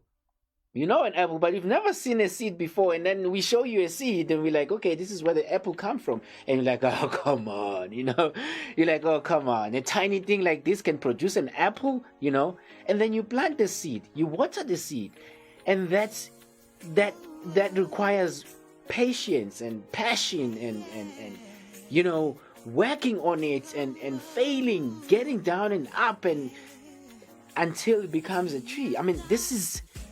This is so amazing. This is so amazing. You know what? Let's take a break, Pastor Junior Mahlaba, and play one of your videos. And then we come back and then we ask one or two questions.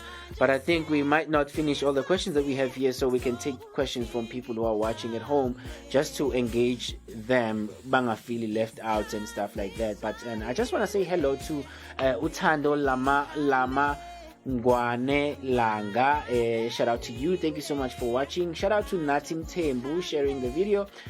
Shout out to Madlen Kosi Mwandla. Shout out to you, Madlen Kosi Mwandla. Shout out to Kwanda Vilagazi Ngumisa Itwa. Shout out to you, Kura Molefe. Shout out to you there in Claremont, I know. Shout out to Ntombi Zodwa Zigweba. Shout out to you guys. We really appreciate you following the show. Please do click that like and follow. Go to Diverse Global Studios and also go to the Global Sunday and click the bell so you can be notified each and every time we go live, because we always have people like Abo Pastor Junior Mahlaba.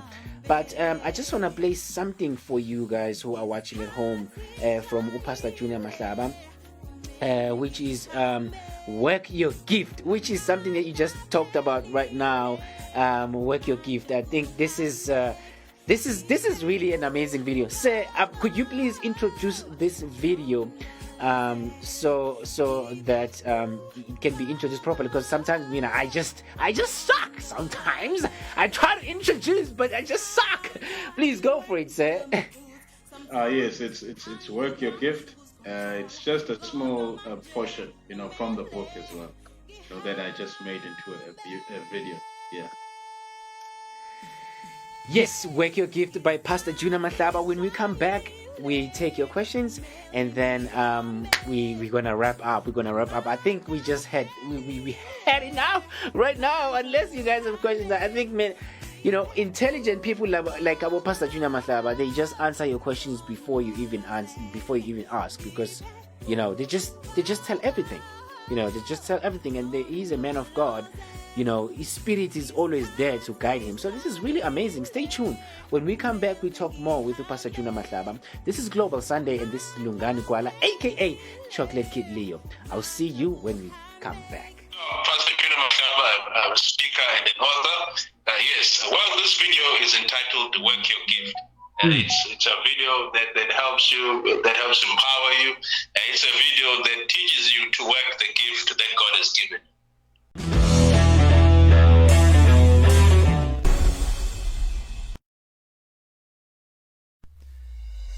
The book of Proverbs, chapter 18, verse 16 says, "A man's gift makes room for him."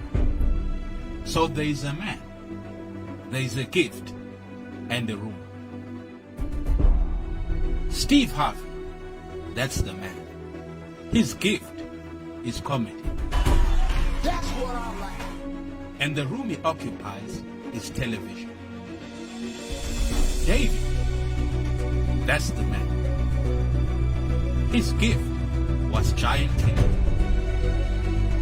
And the room he occupied was the palace of Israel. When people mention what comes to mind, I urge you today to find your dominant gift, because the wealth is waiting.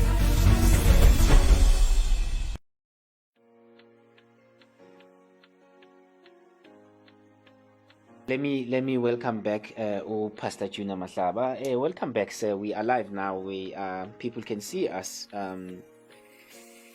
I know we just played a video which is called "Work Your Gift." Work your gift. Work your gift. So with this, let me talk a little bit about this video before we go to our next question.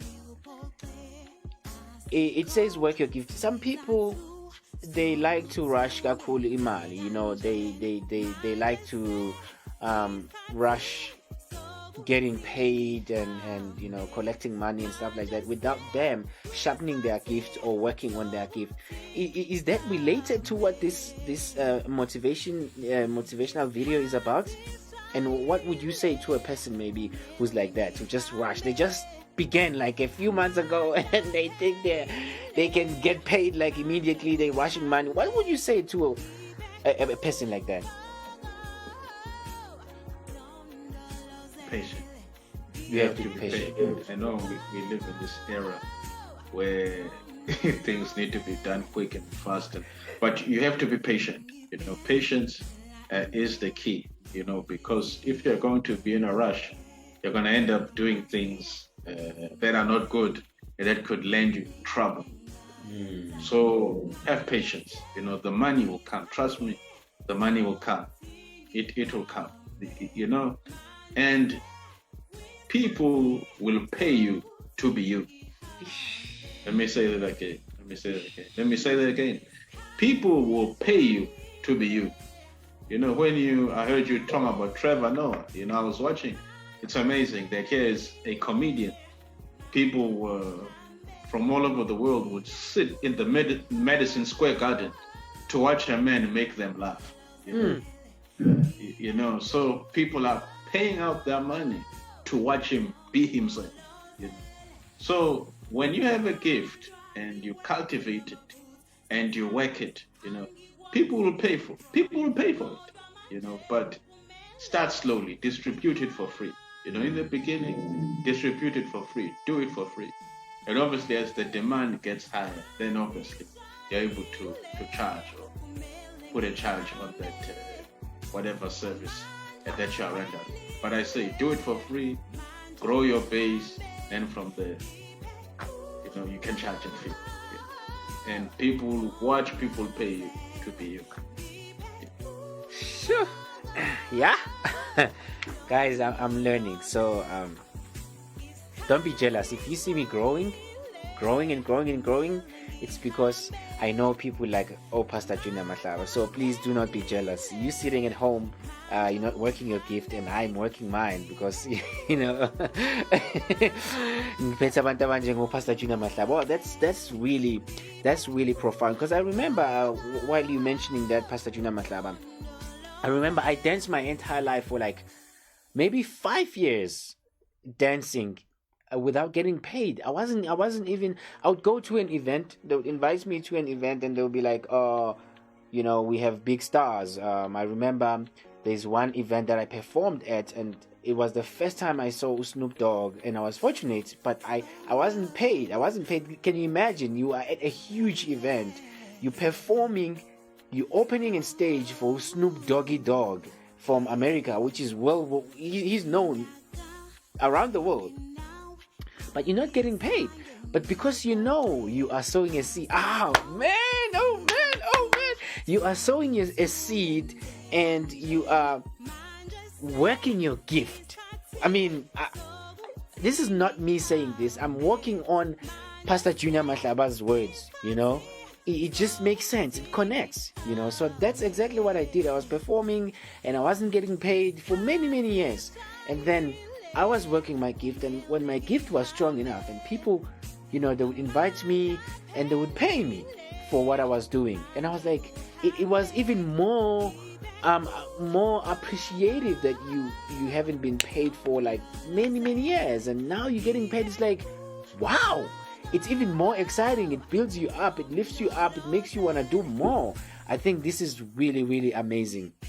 Pastor Junior Mahlaba, I mean, thank you so much for mentioning that, because people really wanted to hear something like that at home. But which takes me to my next question, which says, there is something different about you. I don't know what it is. I don't know what it is.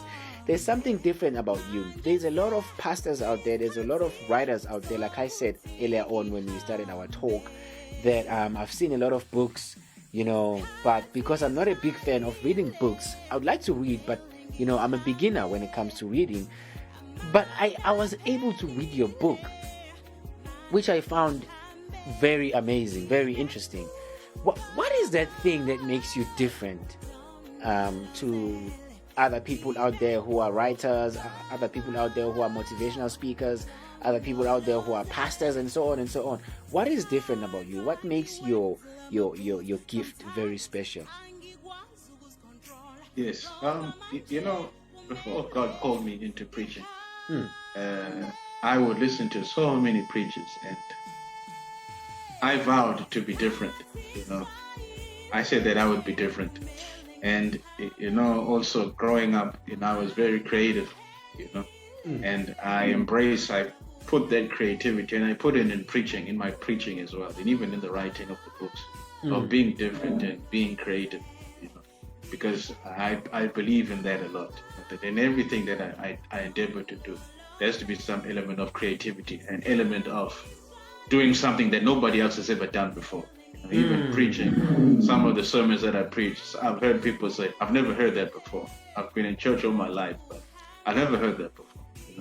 So I vowed, to do something that's different, to do something that stretches me, stretches beyond, my limitations. Yeah. And even now, that video that was playing, it was an idea. I was like, yo, put it like this, like this, like this, like this. Yeah. Wow. Okay. So, okay. Wow. Nice. So now, okay, because I know people have been waiting. They've been sending me questions. Let's go straight to the questions. And my first question will be, from Zodwa. But I don't know if maybe I have a video that I can play before I ask you these questions, so you can just catch a breath. Maybe if you want to drink water, you can drink water, and then we go straight to our questions.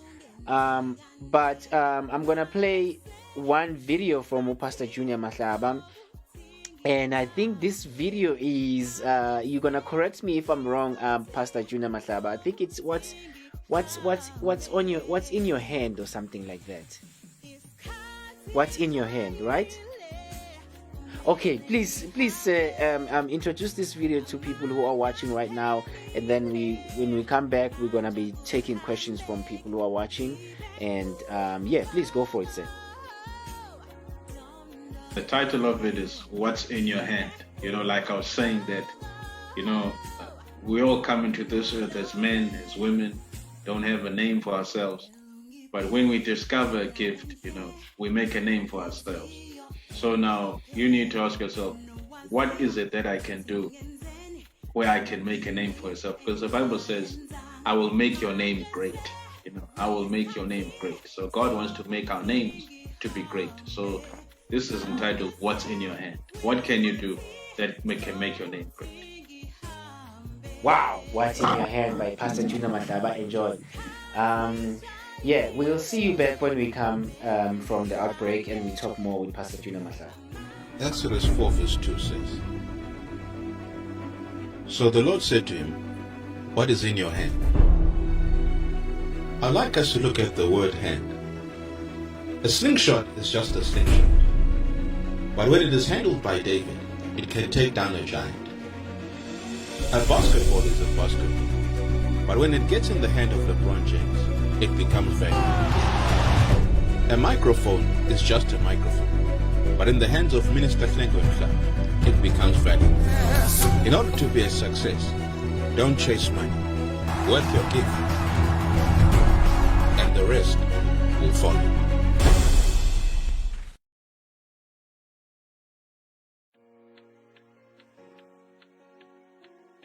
I'm just going to welcome back Pastor Junior Mahlaba.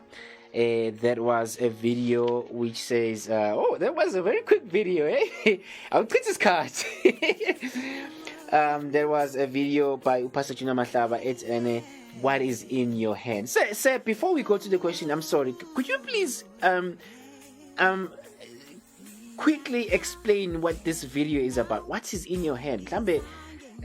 One person would be, join and they're like seeing this video, maybe they were attracted by this video and they just joined. Could you please just maybe quickly repeat what do you mean by saying what is in your hand? Yes. Okay. Yes. Like I was saying, the Bible says that when God was speaking to Abraham, he says, I will make your name great. I will make your name great, And God, that's what he wants to do. He wants your name to be great. But now our names can be great, through what we do. That's another way of our names being made great. For example, if you have a boxing glove, just imagine a boxing glove. When it goes into my hand, it's just a boxing glove. But when it goes into the hands of Floyd Mayweather, it's worth millions, isn't it? Like when you look at a golf club, when it goes into my hand, it's not valuable. But when it goes into the hands of Tiger Woods, it's very valuable. So now you need to ask yourself, what tool that comes into my hand can become valuable? So what is in your hand?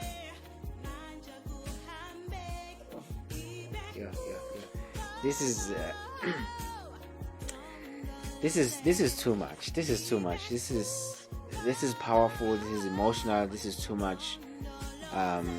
If you're watching this right now and there's no difference that is happening inside you, I don't know. I don't know. You need real help. You need to maybe go to the moon and do something out there. I don't know. But yeah, this is really powerful. This is really powerful. Okay. Yeah. Right now I'm gonna take your questions. First question from Muzot. What are the challenges that you come across as a pastor, Mr. Pastor Junior Mahlaba? So yeah, it could be any challenges that you come across as a pastor. They just want to know. I think that question makes sense. Please go for it, sir. Yeah, I think the challenge is probably being, how can I, probably people being misrepresented, if I may put it that way. Because of what's going on right now. We all know what's going on with the prophets and all this other stuff that's going on right now. So people tend to put you in that one box, Whereas, just because someone else is fake, it doesn't mean that I'm fake, If there is a fake doctor, it doesn't mean that all the other doctors that are out there are fake. If there's a fake dentist, it doesn't mean that all of the dentists that are out there are fake. So I think at times the challenge is being put in one box, or sometimes someone may have been hurt from another church and they come to you and they feel they're going to be hurt again, So yeah, I think sometimes that is one of the challenges. Yeah.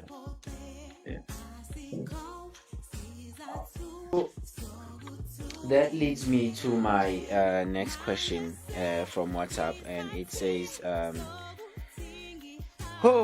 challenges. Seems like people have challenges. So now, as a book writer, so I recently started writing my book. Also, I would like to know what challenges do normally a book writer come across. Please go for it, sir. Look, for me, what I can say is that, okay, for me, there were no major challenges as such. It's just that in the beginning, things did not go as fast as I thought they would go, But you just have to keep on pushing, And I say, I don't know who, is that anonymous? Do they have a name? Sihle, no. What I can say to you, Sihle, is that start now having videos on that particular book that you want to write, Because, one of the things that writers tend to do is that they are in a rush. I see people are in a rush to write books. Build your name first. Build your name first, because people are not just buying a book, they're buying a name, So now you need to build your name first. So start now with videos, 2-minute videos, maybe on Facebook, YouTube, your WhatsApp, For example, if you are writing a book about the music industry, start talking about the music industry, Talk about the music industry, start talking about it. Get a lot of views, grow your followers, Then once you feel you have grown in that, then start now writing the book and selling it. But don't just rush to put a book together. So grow your following. Talk a lot about that subject. Then it will be much easier. And develop relationships as well with radio stations and so forth. And yeah, that's... Wow, that's very profound.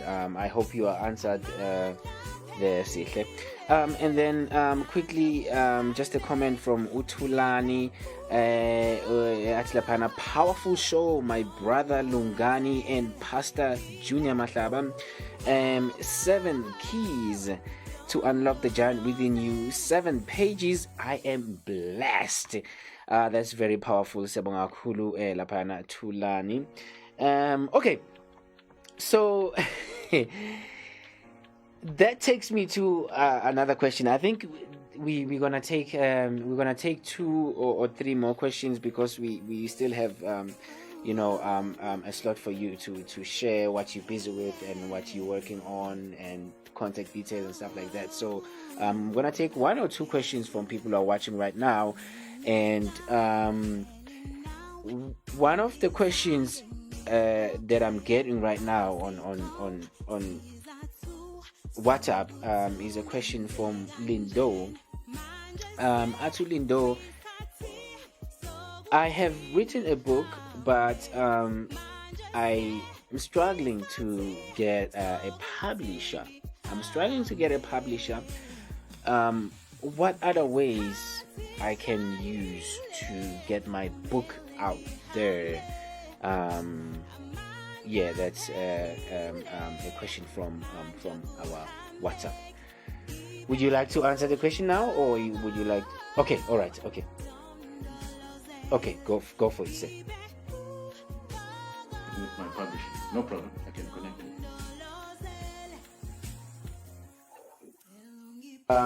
The answer is you can connect him with your publisher.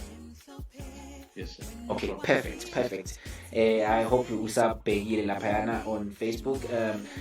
Stay tuned, because Pastor Juna Mahlaba is still gonna give out some contact details, so you can be able to get in contact with him. So our next question is please send me your name. If you're sending me, for the people who are watching at home, if you are sending me a message on WhatsApp, please say your name, because what it does, it just shows the number only, and then a message that you are writing. If you want me to say your name live, please do send me your name, and then you send your question. So the question is, during this time, I don't know who this is, but if you're watching right now, please tell me your name. During this time of the pandemic, how can I keep myself motivated and away from depression, and and from leading myself to wrongdoings? Wow, that's really interesting. Yes. Like I was saying, that your mind is very powerful, because everything that you do is within the mind. With your mind, I always say that there are two powerhouses. Number one, it's your memory, and then it's your imagination. Now, with my memory, I pre-play the past. But with my imagination, I see the future. So now, with your anxiety, and that is your past, you are pre-playing your memory. But you need to have an imagination of what you see in the future. So now I urge that person there, maybe to have pictures, of where they see themselves in the future, and put it next to the bed. Put it next to the bed. This is what I see myself in the future, and start to speak that into life. Start to speak it to existence, and start to work your gift, and start to focus on yourself, and work on yourself, and speak life over yourself.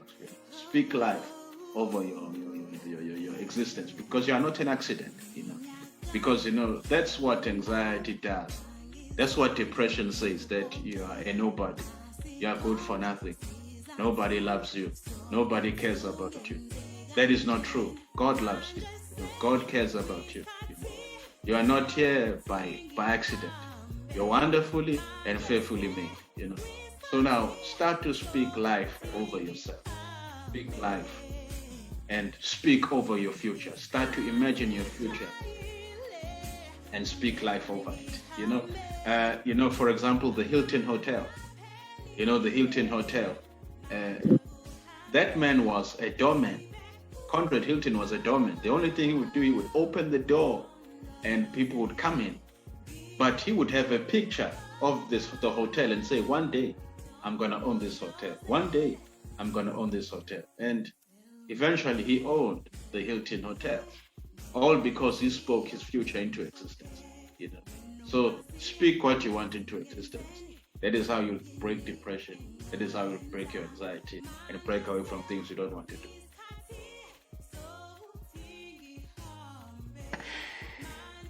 Okay, no, powerful, sir, powerful. Thank you so much for that amazing response. And I'm sure if you're watching right now, Anonymous, please let me know what your name is. But I'm sure you are blessed right now. I'm just gonna take one question. Then we play a video, which I think it links to what you were explaining right now. I think it's the power of the mind, or I don't know what's the title of the video. The one that talks about the power of the mind and yes. It's what I've just explained now. Yeah. Absolutely, but you're going to introduce that video. You're going to introduce that video to everyone who's watching right now. But let me take this question, and I think I'm just gonna read this question, and then I'm gonna play that video, and then we answer this question after that video, so that it just connects to what you just said right now. Before before it goes away, because there's people who has my mind, like, it takes something and then it goes away very quickly if you get into something else. So so the question is, I have this idea, but at some point I become afraid to start implementing the idea. I have the idea, I've been writing, and what advice would you give it to me, Pastor Junior Mahlaba? Please go for it. Oh, okay. Yeah, that's the question. Let's answer that question when we come back from this video. Please introduce this video, and then when we come back, you're gonna answer the question. Please go for it, sir. It's called The Power of Imagination. Be blessed. Exodus 4 verse 2 says, within our minds. So the Lord said to him, there are two what is in powers. your hand? I'd like us to look at the word hand. And imagination. A slingshot is just a slingshot. With my memory. But when it is handled by David, it can take down a giant. But with my imagination, I pre-play the future. There was a man who was a doorman, and he would always have a picture of a hotel. And he would constantly say, one day I will own this hotel. One day I will own this hotel. That man is Conrad Hilton, the owner of the Hilton Hotel. Just like Conrad Hilton, we too can speak our future into existence through the power of imagination.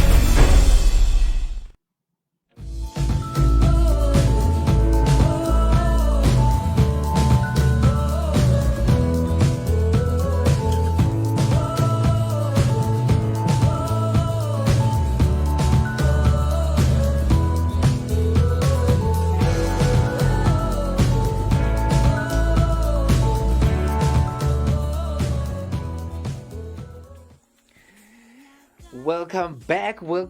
The power of the mind. There was Pastor Junior Mahlaba. Guys, this is amazing. I love this show because each and every time I have a guest, I learn a lot. And today I feel like my mind is gonna burst because I've learned so much. This is amazing, guys. This is amazing. Please do support the show by sharing this video. Do support the show by liking and clicking that bell where you can get notifications whenever we go live. And also for those who has been asking how they can asking us how they let me calm myself down because it's a bit too much for me right now. For those who has been asking us how they can support, you can send us an email at theglobalsunday@diversesa.co.za, or soon there will be donations available for us to be able to reach more people all around the world, because it's during hectic times, and we do need your support. But anyway, if you want information about that, please do send us an email at globalsunday@diversesa.co.za. But anyway, let me say hello to Selena Africa. Ati yes, uthintekile. She doesn't even have so much words to say. She's just saying yes.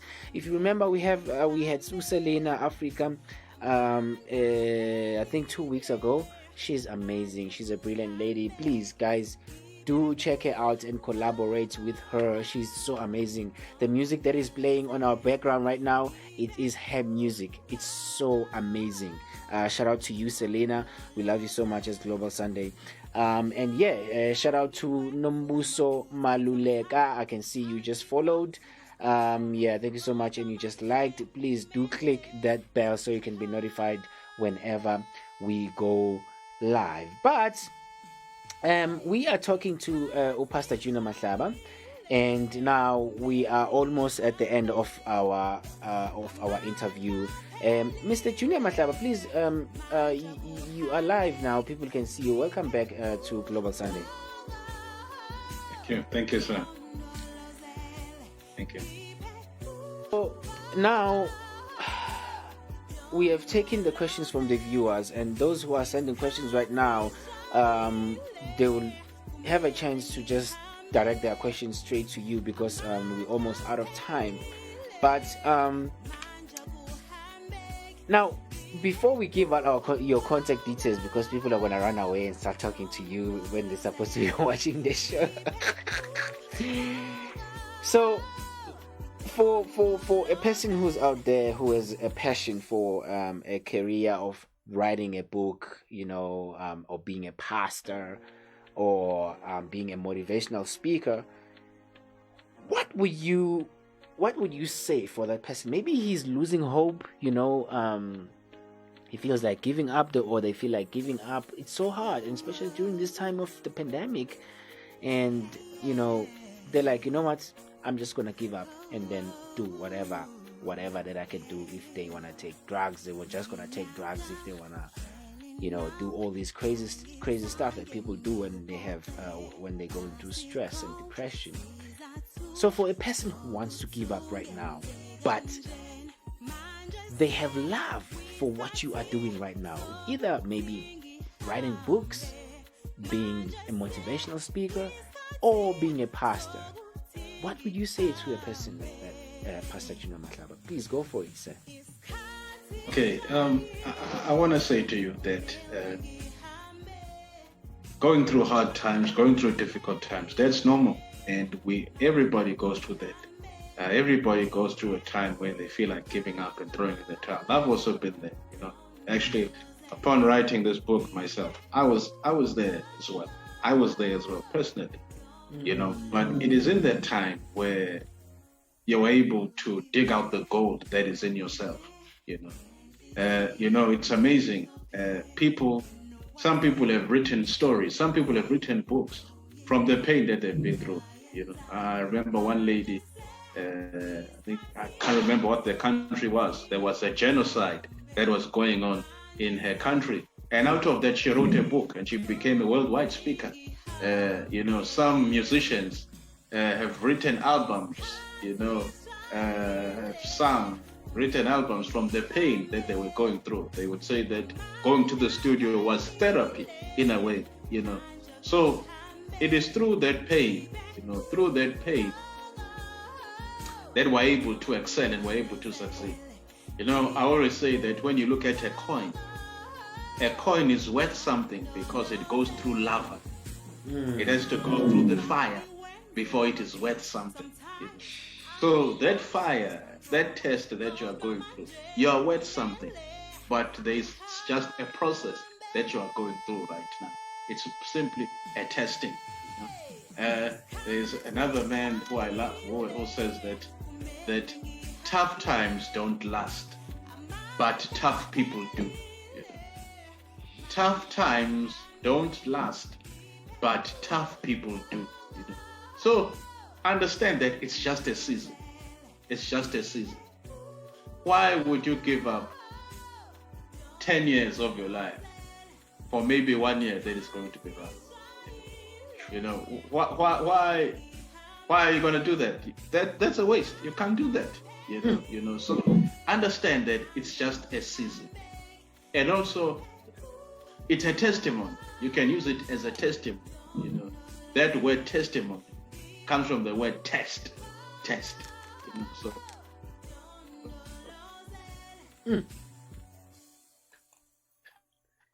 Even Goliath, even David. If David does not face Goliath, he's just a shepherd boy. So going through difficult times, you have to go through them in order to go to the next level of your life. there is no next level without you going through difficult times. Yeah. Oh man, this is amazing. This is amazing, sir. Thank you so much for that answer and for that motivation. It builds me up, sir, as a person who's speaking to you right now.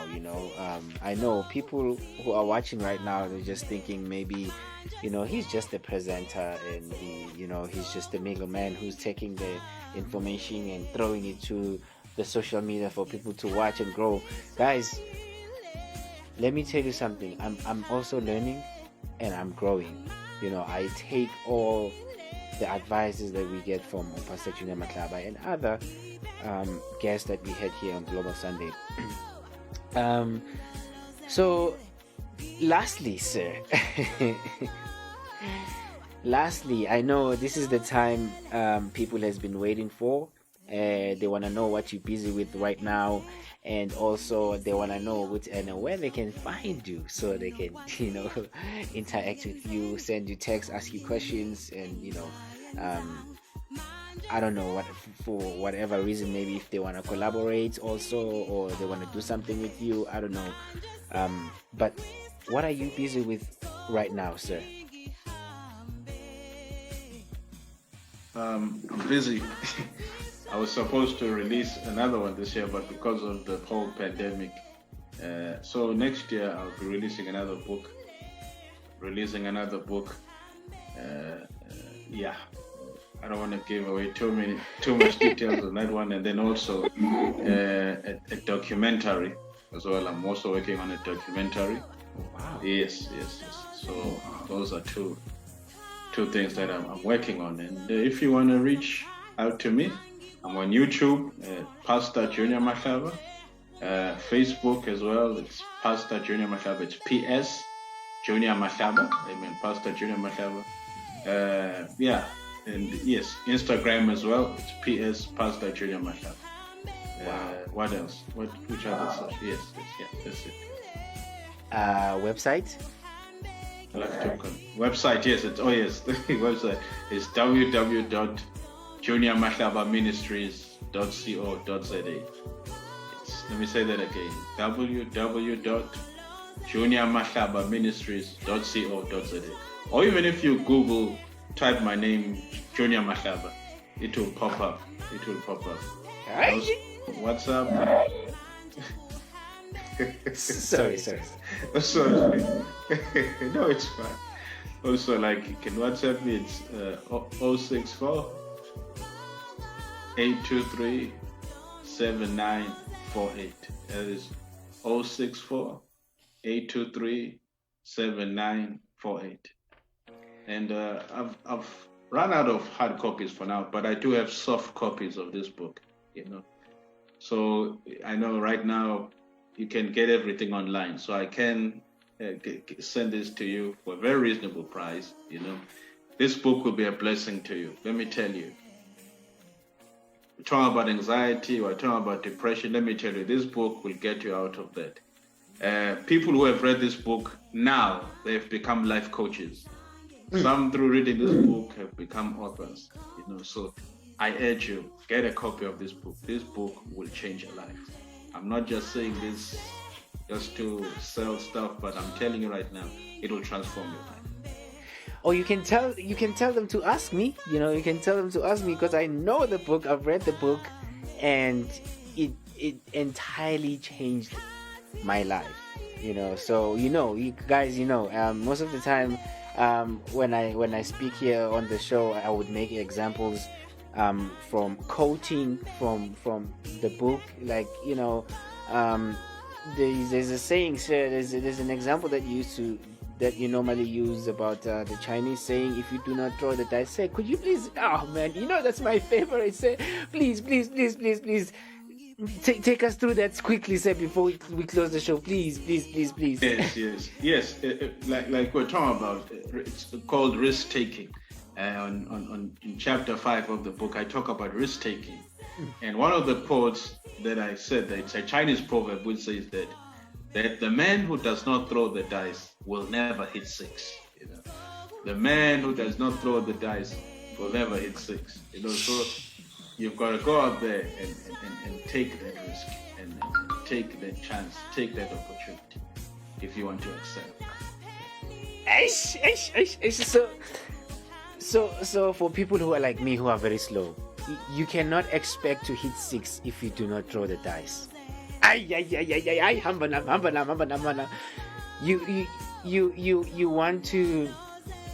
You want to achieve something, but you're not doing anything. You're not starting at all. You have to start for you to be able to achieve something. I mean, you can see right now with Pastor J. Please get the book. It will definitely put on the number at the end of the show. We're just gonna play a motivational video or audio clip with a book, Pastor Juna Mahlaba, and the phone number, so you can be able to contact him if you want the book. But I'll just before we just play our Sunday game, I just want to say, sir, thank you so much for making time to be part of Global Sunday. As Global Sunday, we really appreciate you, we honor you, and I do believe that today so many lives has been changed. Whoever was feeling depressed right now, I know they know what to do right now. They have to get the book, they have to get in contact with you, and they have to use the profound words that you shared with us today. Yes, if is there anything that you would like to say before we play our our Sunday game? Okay, no, I'm humbled. Thank you so much also for the opportunity, for inviting me, for considering me. I'm very humbled, sir. Thank you. And I say to the people out there, in closing, that use what God has given you. There's a man that I love very much. He's not with us anymore. The late Dr. Miles Monroe would say that the wealthiest place on the planet is not the gold mine or the diamond mine, but the wealthiest place is the graveyard. Because in the graveyard are books that were never written, are songs, that were never sung, are businesses that were never started. So now you must refuse today to allow the graveyard to take the talent, to take away the gift that God has given you. So use that gift. Don't become a thief. Because if you do not deposit your gift to the world, you have become a thief. You are a thief. You are a robber. So if I don't read your book, like some of you are saying, you are struggling to get a publisher. If you don't publish that book, you have robbed me. You have robbed us of the greatness that is within you. So don't become a thief. Work your gift. Oh! Yo, power. Pastor Junior Mahlaba, all the way from South Africa in Durban. That was so powerful. Guys, just to add, it might happen that the idea that you have right now, which you do not want to implement, is the last idea that the earth could ever receive. So if you die with that idea, we'll never see that idea again. Can you imagine? It's what just Pastor Junior just said right now. Oh, you know what? I just feel like getting up and doing something right now. All the ideas that I had in my mind, I just feel like, just starting to work on them like immediately. Anyway, Pastor Junior Mahlaba, let's play a Sunday game. Let's play a Sunday game. I'm gonna say a word, okay? I'm gonna say a word, and then you're gonna say anything that is related to this word, and then whatever that you said, I'm gonna say something that is related to that word, and then and then that's it. Shout out to Essen Jackson, Eso Jackson. Oh man, I hope I'm reading your name correctly, but I know your second name is Jackson. Please do send me an inbox and tell me how you pronounce your name. Thank you so much for liking It has been an amazing show with Pastor Junior Mahlaba. Please remember to stay tuned, because I'm gonna be also putting on the screen my numbers okay, and the cover of the book, so you can see what's so Pastor Junior Mahlaba, here's the the word from my side. Coffee. Coffee. Maybe. Okay, please say that again. Black, maybe. Black. Okay. Africa.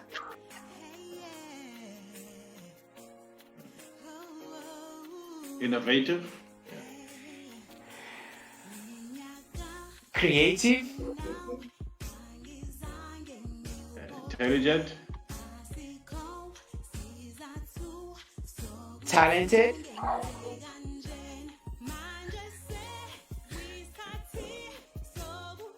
Lunga.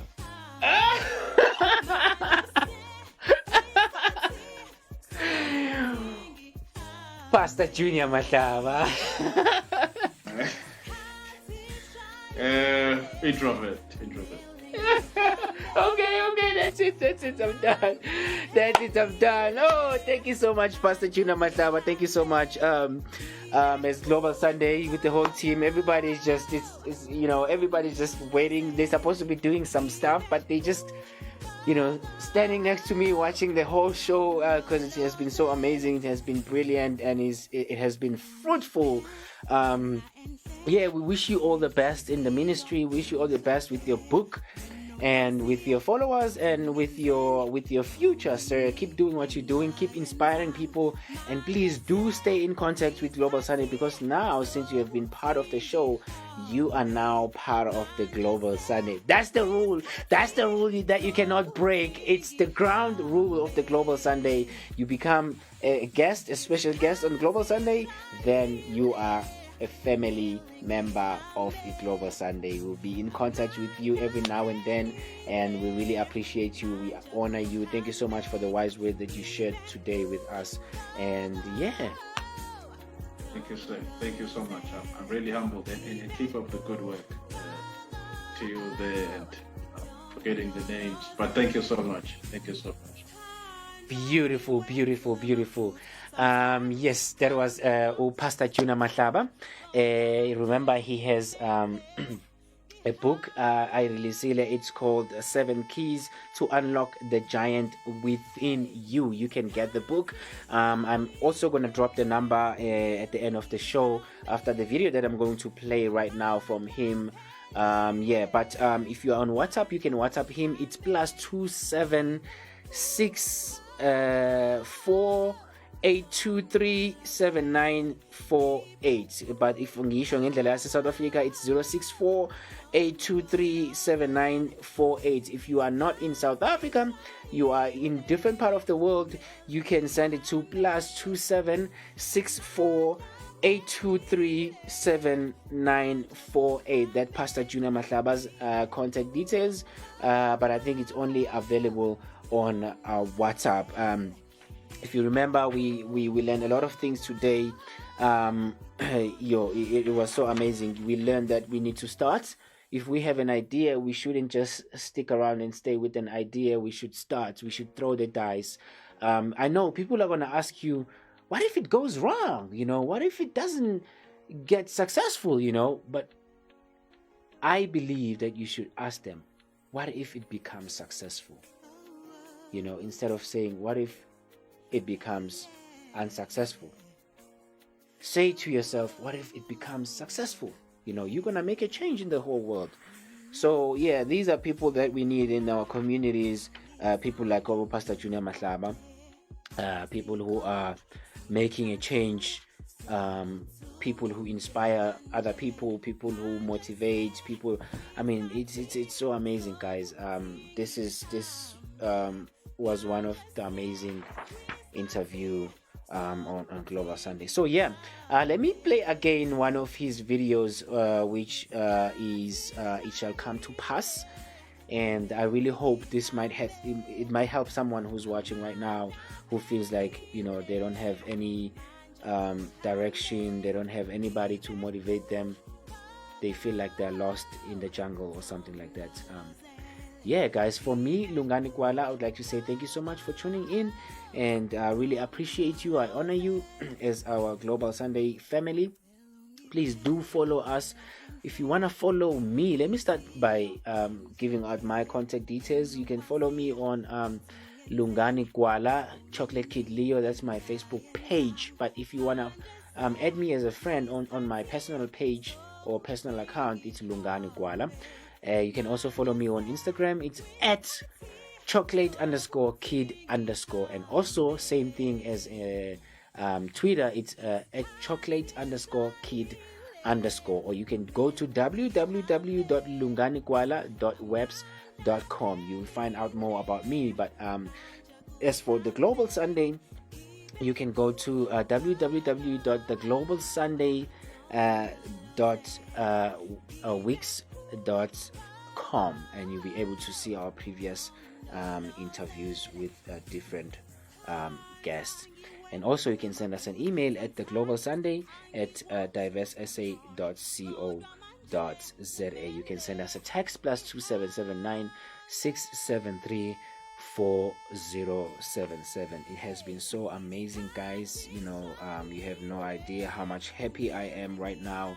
But yeah, enjoy this video, and then I will see you next week. aka Chocolate Kid Leo, umZulu wase America. Thank you so much, guys.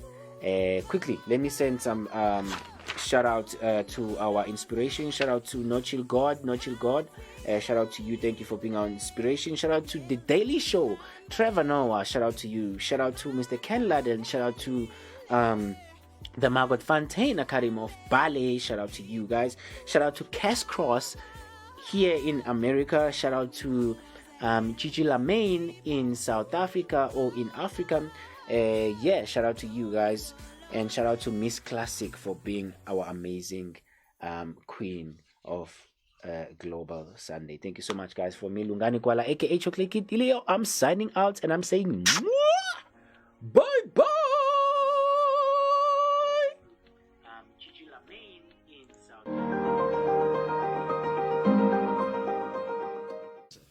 Somebody shout seed, time, and harvest. Now, I am sowing a tomato seed. And then there is then time for that tomato seed to come. And then this is the tomato seed. So there is seed, there is then time, and there is then harvest. That Jesus himself, Jesus came onto earth as a seed. And then when he died, that was the time. And then when he died on the cross and he resurrected, you and I became the harvest. Now, even in the life of the prodigal son disobeyed his father. That was a seed. He was sowing a seed. Then he went out and he spent the money. That was his time. And then he ended up in the pig's pen, living jenge para. That was his harvest. But I also said to you that I said, you can change what you reap by changing what you sow. So now, when the prodigal son was in the pig's pen, he said to himself, I am staying here. I'm living jenge para. And my father is a multi-millionaire. So he then said, now, let me change my thinking. That was his seed. And then he had to go back. That was the time. And then he was received by the father. That was the harvest. But now, here is the problem now. Here is the problem in that scripture that we read. In the book of Matthew chapter 13. It says there that there was a man who sowed a seed. There was a man who sowed a seed. And the interesting thing is that when it came time for the harvest, the seed that they sowed was not there. What they harvested was tares. So this makes me to understand that Satan is very strategic. It makes me understand that the devil is very strategic. It makes me to understand that the devil does not mind when you sow the seed. He does not mind when you spend time. But the devil is always after you when you're about to harvest.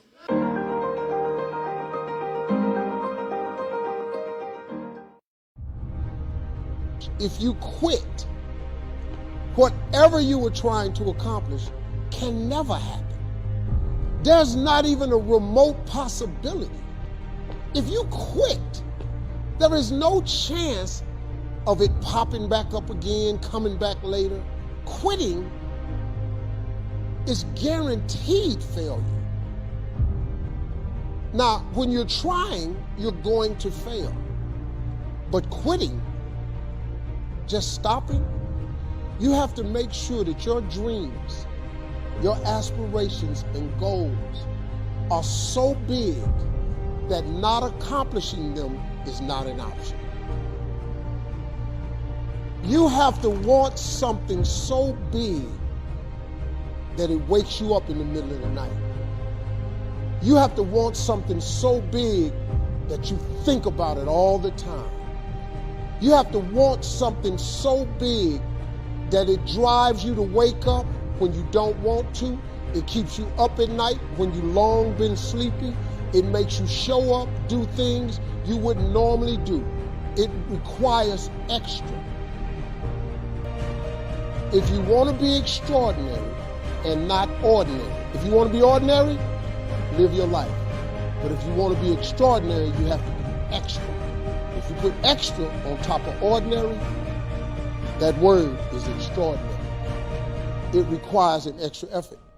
Most people's dreams can be bought. With enough failure, with enough rejection, they will sell their dreams. They can't still fight. They can get a little bit, but when it gets a little too hot, they go, boom, sold, buy the dream, you can have it. It's not worth it to me. And their will to win is buyable. You can buy it, but if you decided my will cannot be bought, I don't care how long it takes, you can't buy this dude out. I'll keep fighting for my family. I'm the one. I'm gonna change my family tree forever. That's the decision. Decide now. You're gonna keep negotiating the price, or can you not be bought?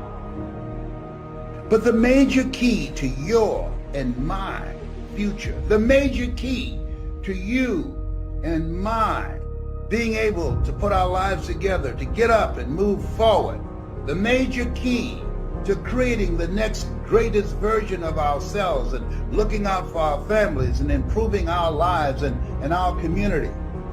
A major key is you. It's me. It's all of us. We have to decide. Working, W, the willingness to do what is required. Whosoever will, let him come. O, optimism. Having a spirit of optimism, no matter how bad things are, or how bad things get, we are going to make it. R, reinvent yourself. Your best thinking has brought you to where you are. Your true thinking can take you where you want to go. And K, kindred spirits. Talk to people. Ask for help. Not because you're weak, but because you want to remain strong. And ask for help and don't stop until you get it. It's inspiring for all you guys out there that want to do something and want to be the best that you can be and want to do the best that you can do. You just never give up because you never know what can happen. You never know who you can inspire and who you can influence. While the people are giving up, feeling like victims, feeling powerless, becoming negative, turning on each other rather than to each other, feeling that they can't make it. Be ye not conformed to this world, but be ye transformed by the renewing of your mind with the mindset of that it's possible that we can save this generation. It's possible that we can create new industries, a new economy. It's possible that I can find a new profession, a new job. It's possible I can create a new life. And it's necessary that I become actively involved in becoming a positive force in my life and on the planet. And it's me, yes, it's you, it's all of us, pulling together, working together to create this brand new future. And it's going to be hard. Easy is not an option. But if it's hard, we will do it hard. Whatever is required to snatch victory from the jaws of defeat. And it's worth it. Yes, it's worth whatever we have to do. And once we know that, it is done. It is done. It is done. When I was growing up, we had a fireplace at home. I would go get the logs to make the fire. My father showed me how if I'd put those logs just right, a little bit vertical, the fire would burn so strong and last a long time. Found of a 19-year-old.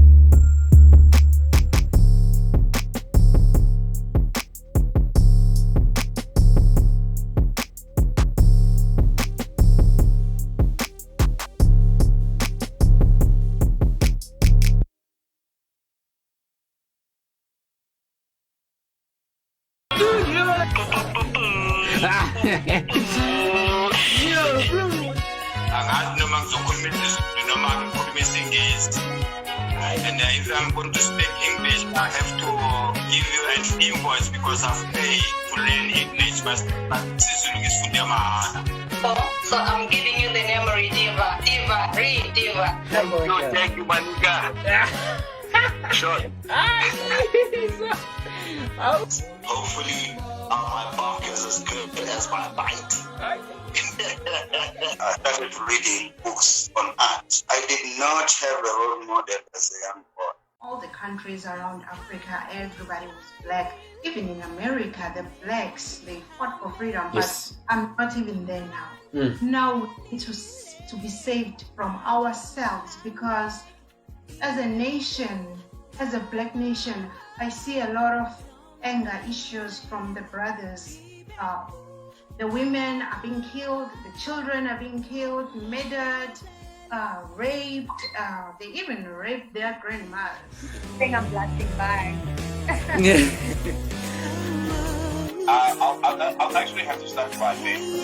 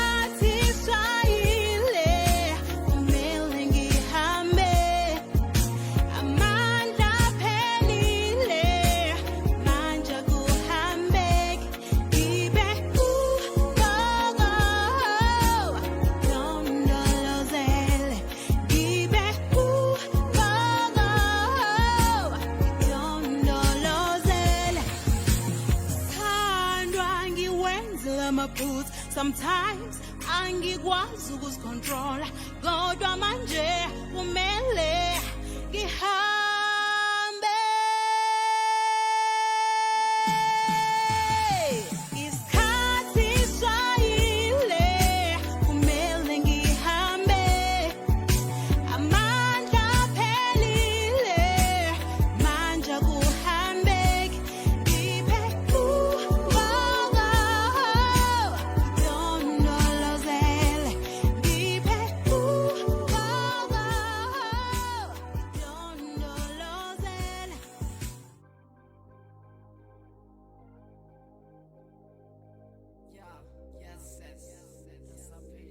Still living. Genix, Mr. Primetime. It's 9823. Fizzy, the producer side. TMC is the company living. They said that I will make it this far. They said that I will never be a star. Show me that I'm never on par. Sapila, they said that I will make it this far. They said that I will never be a star. Show me that I'm never on par. I'm from the broken era. No casket, but who calls some bearer. Raindrops mean I got my umbrella. Ella, Ella, Ella, a shipping.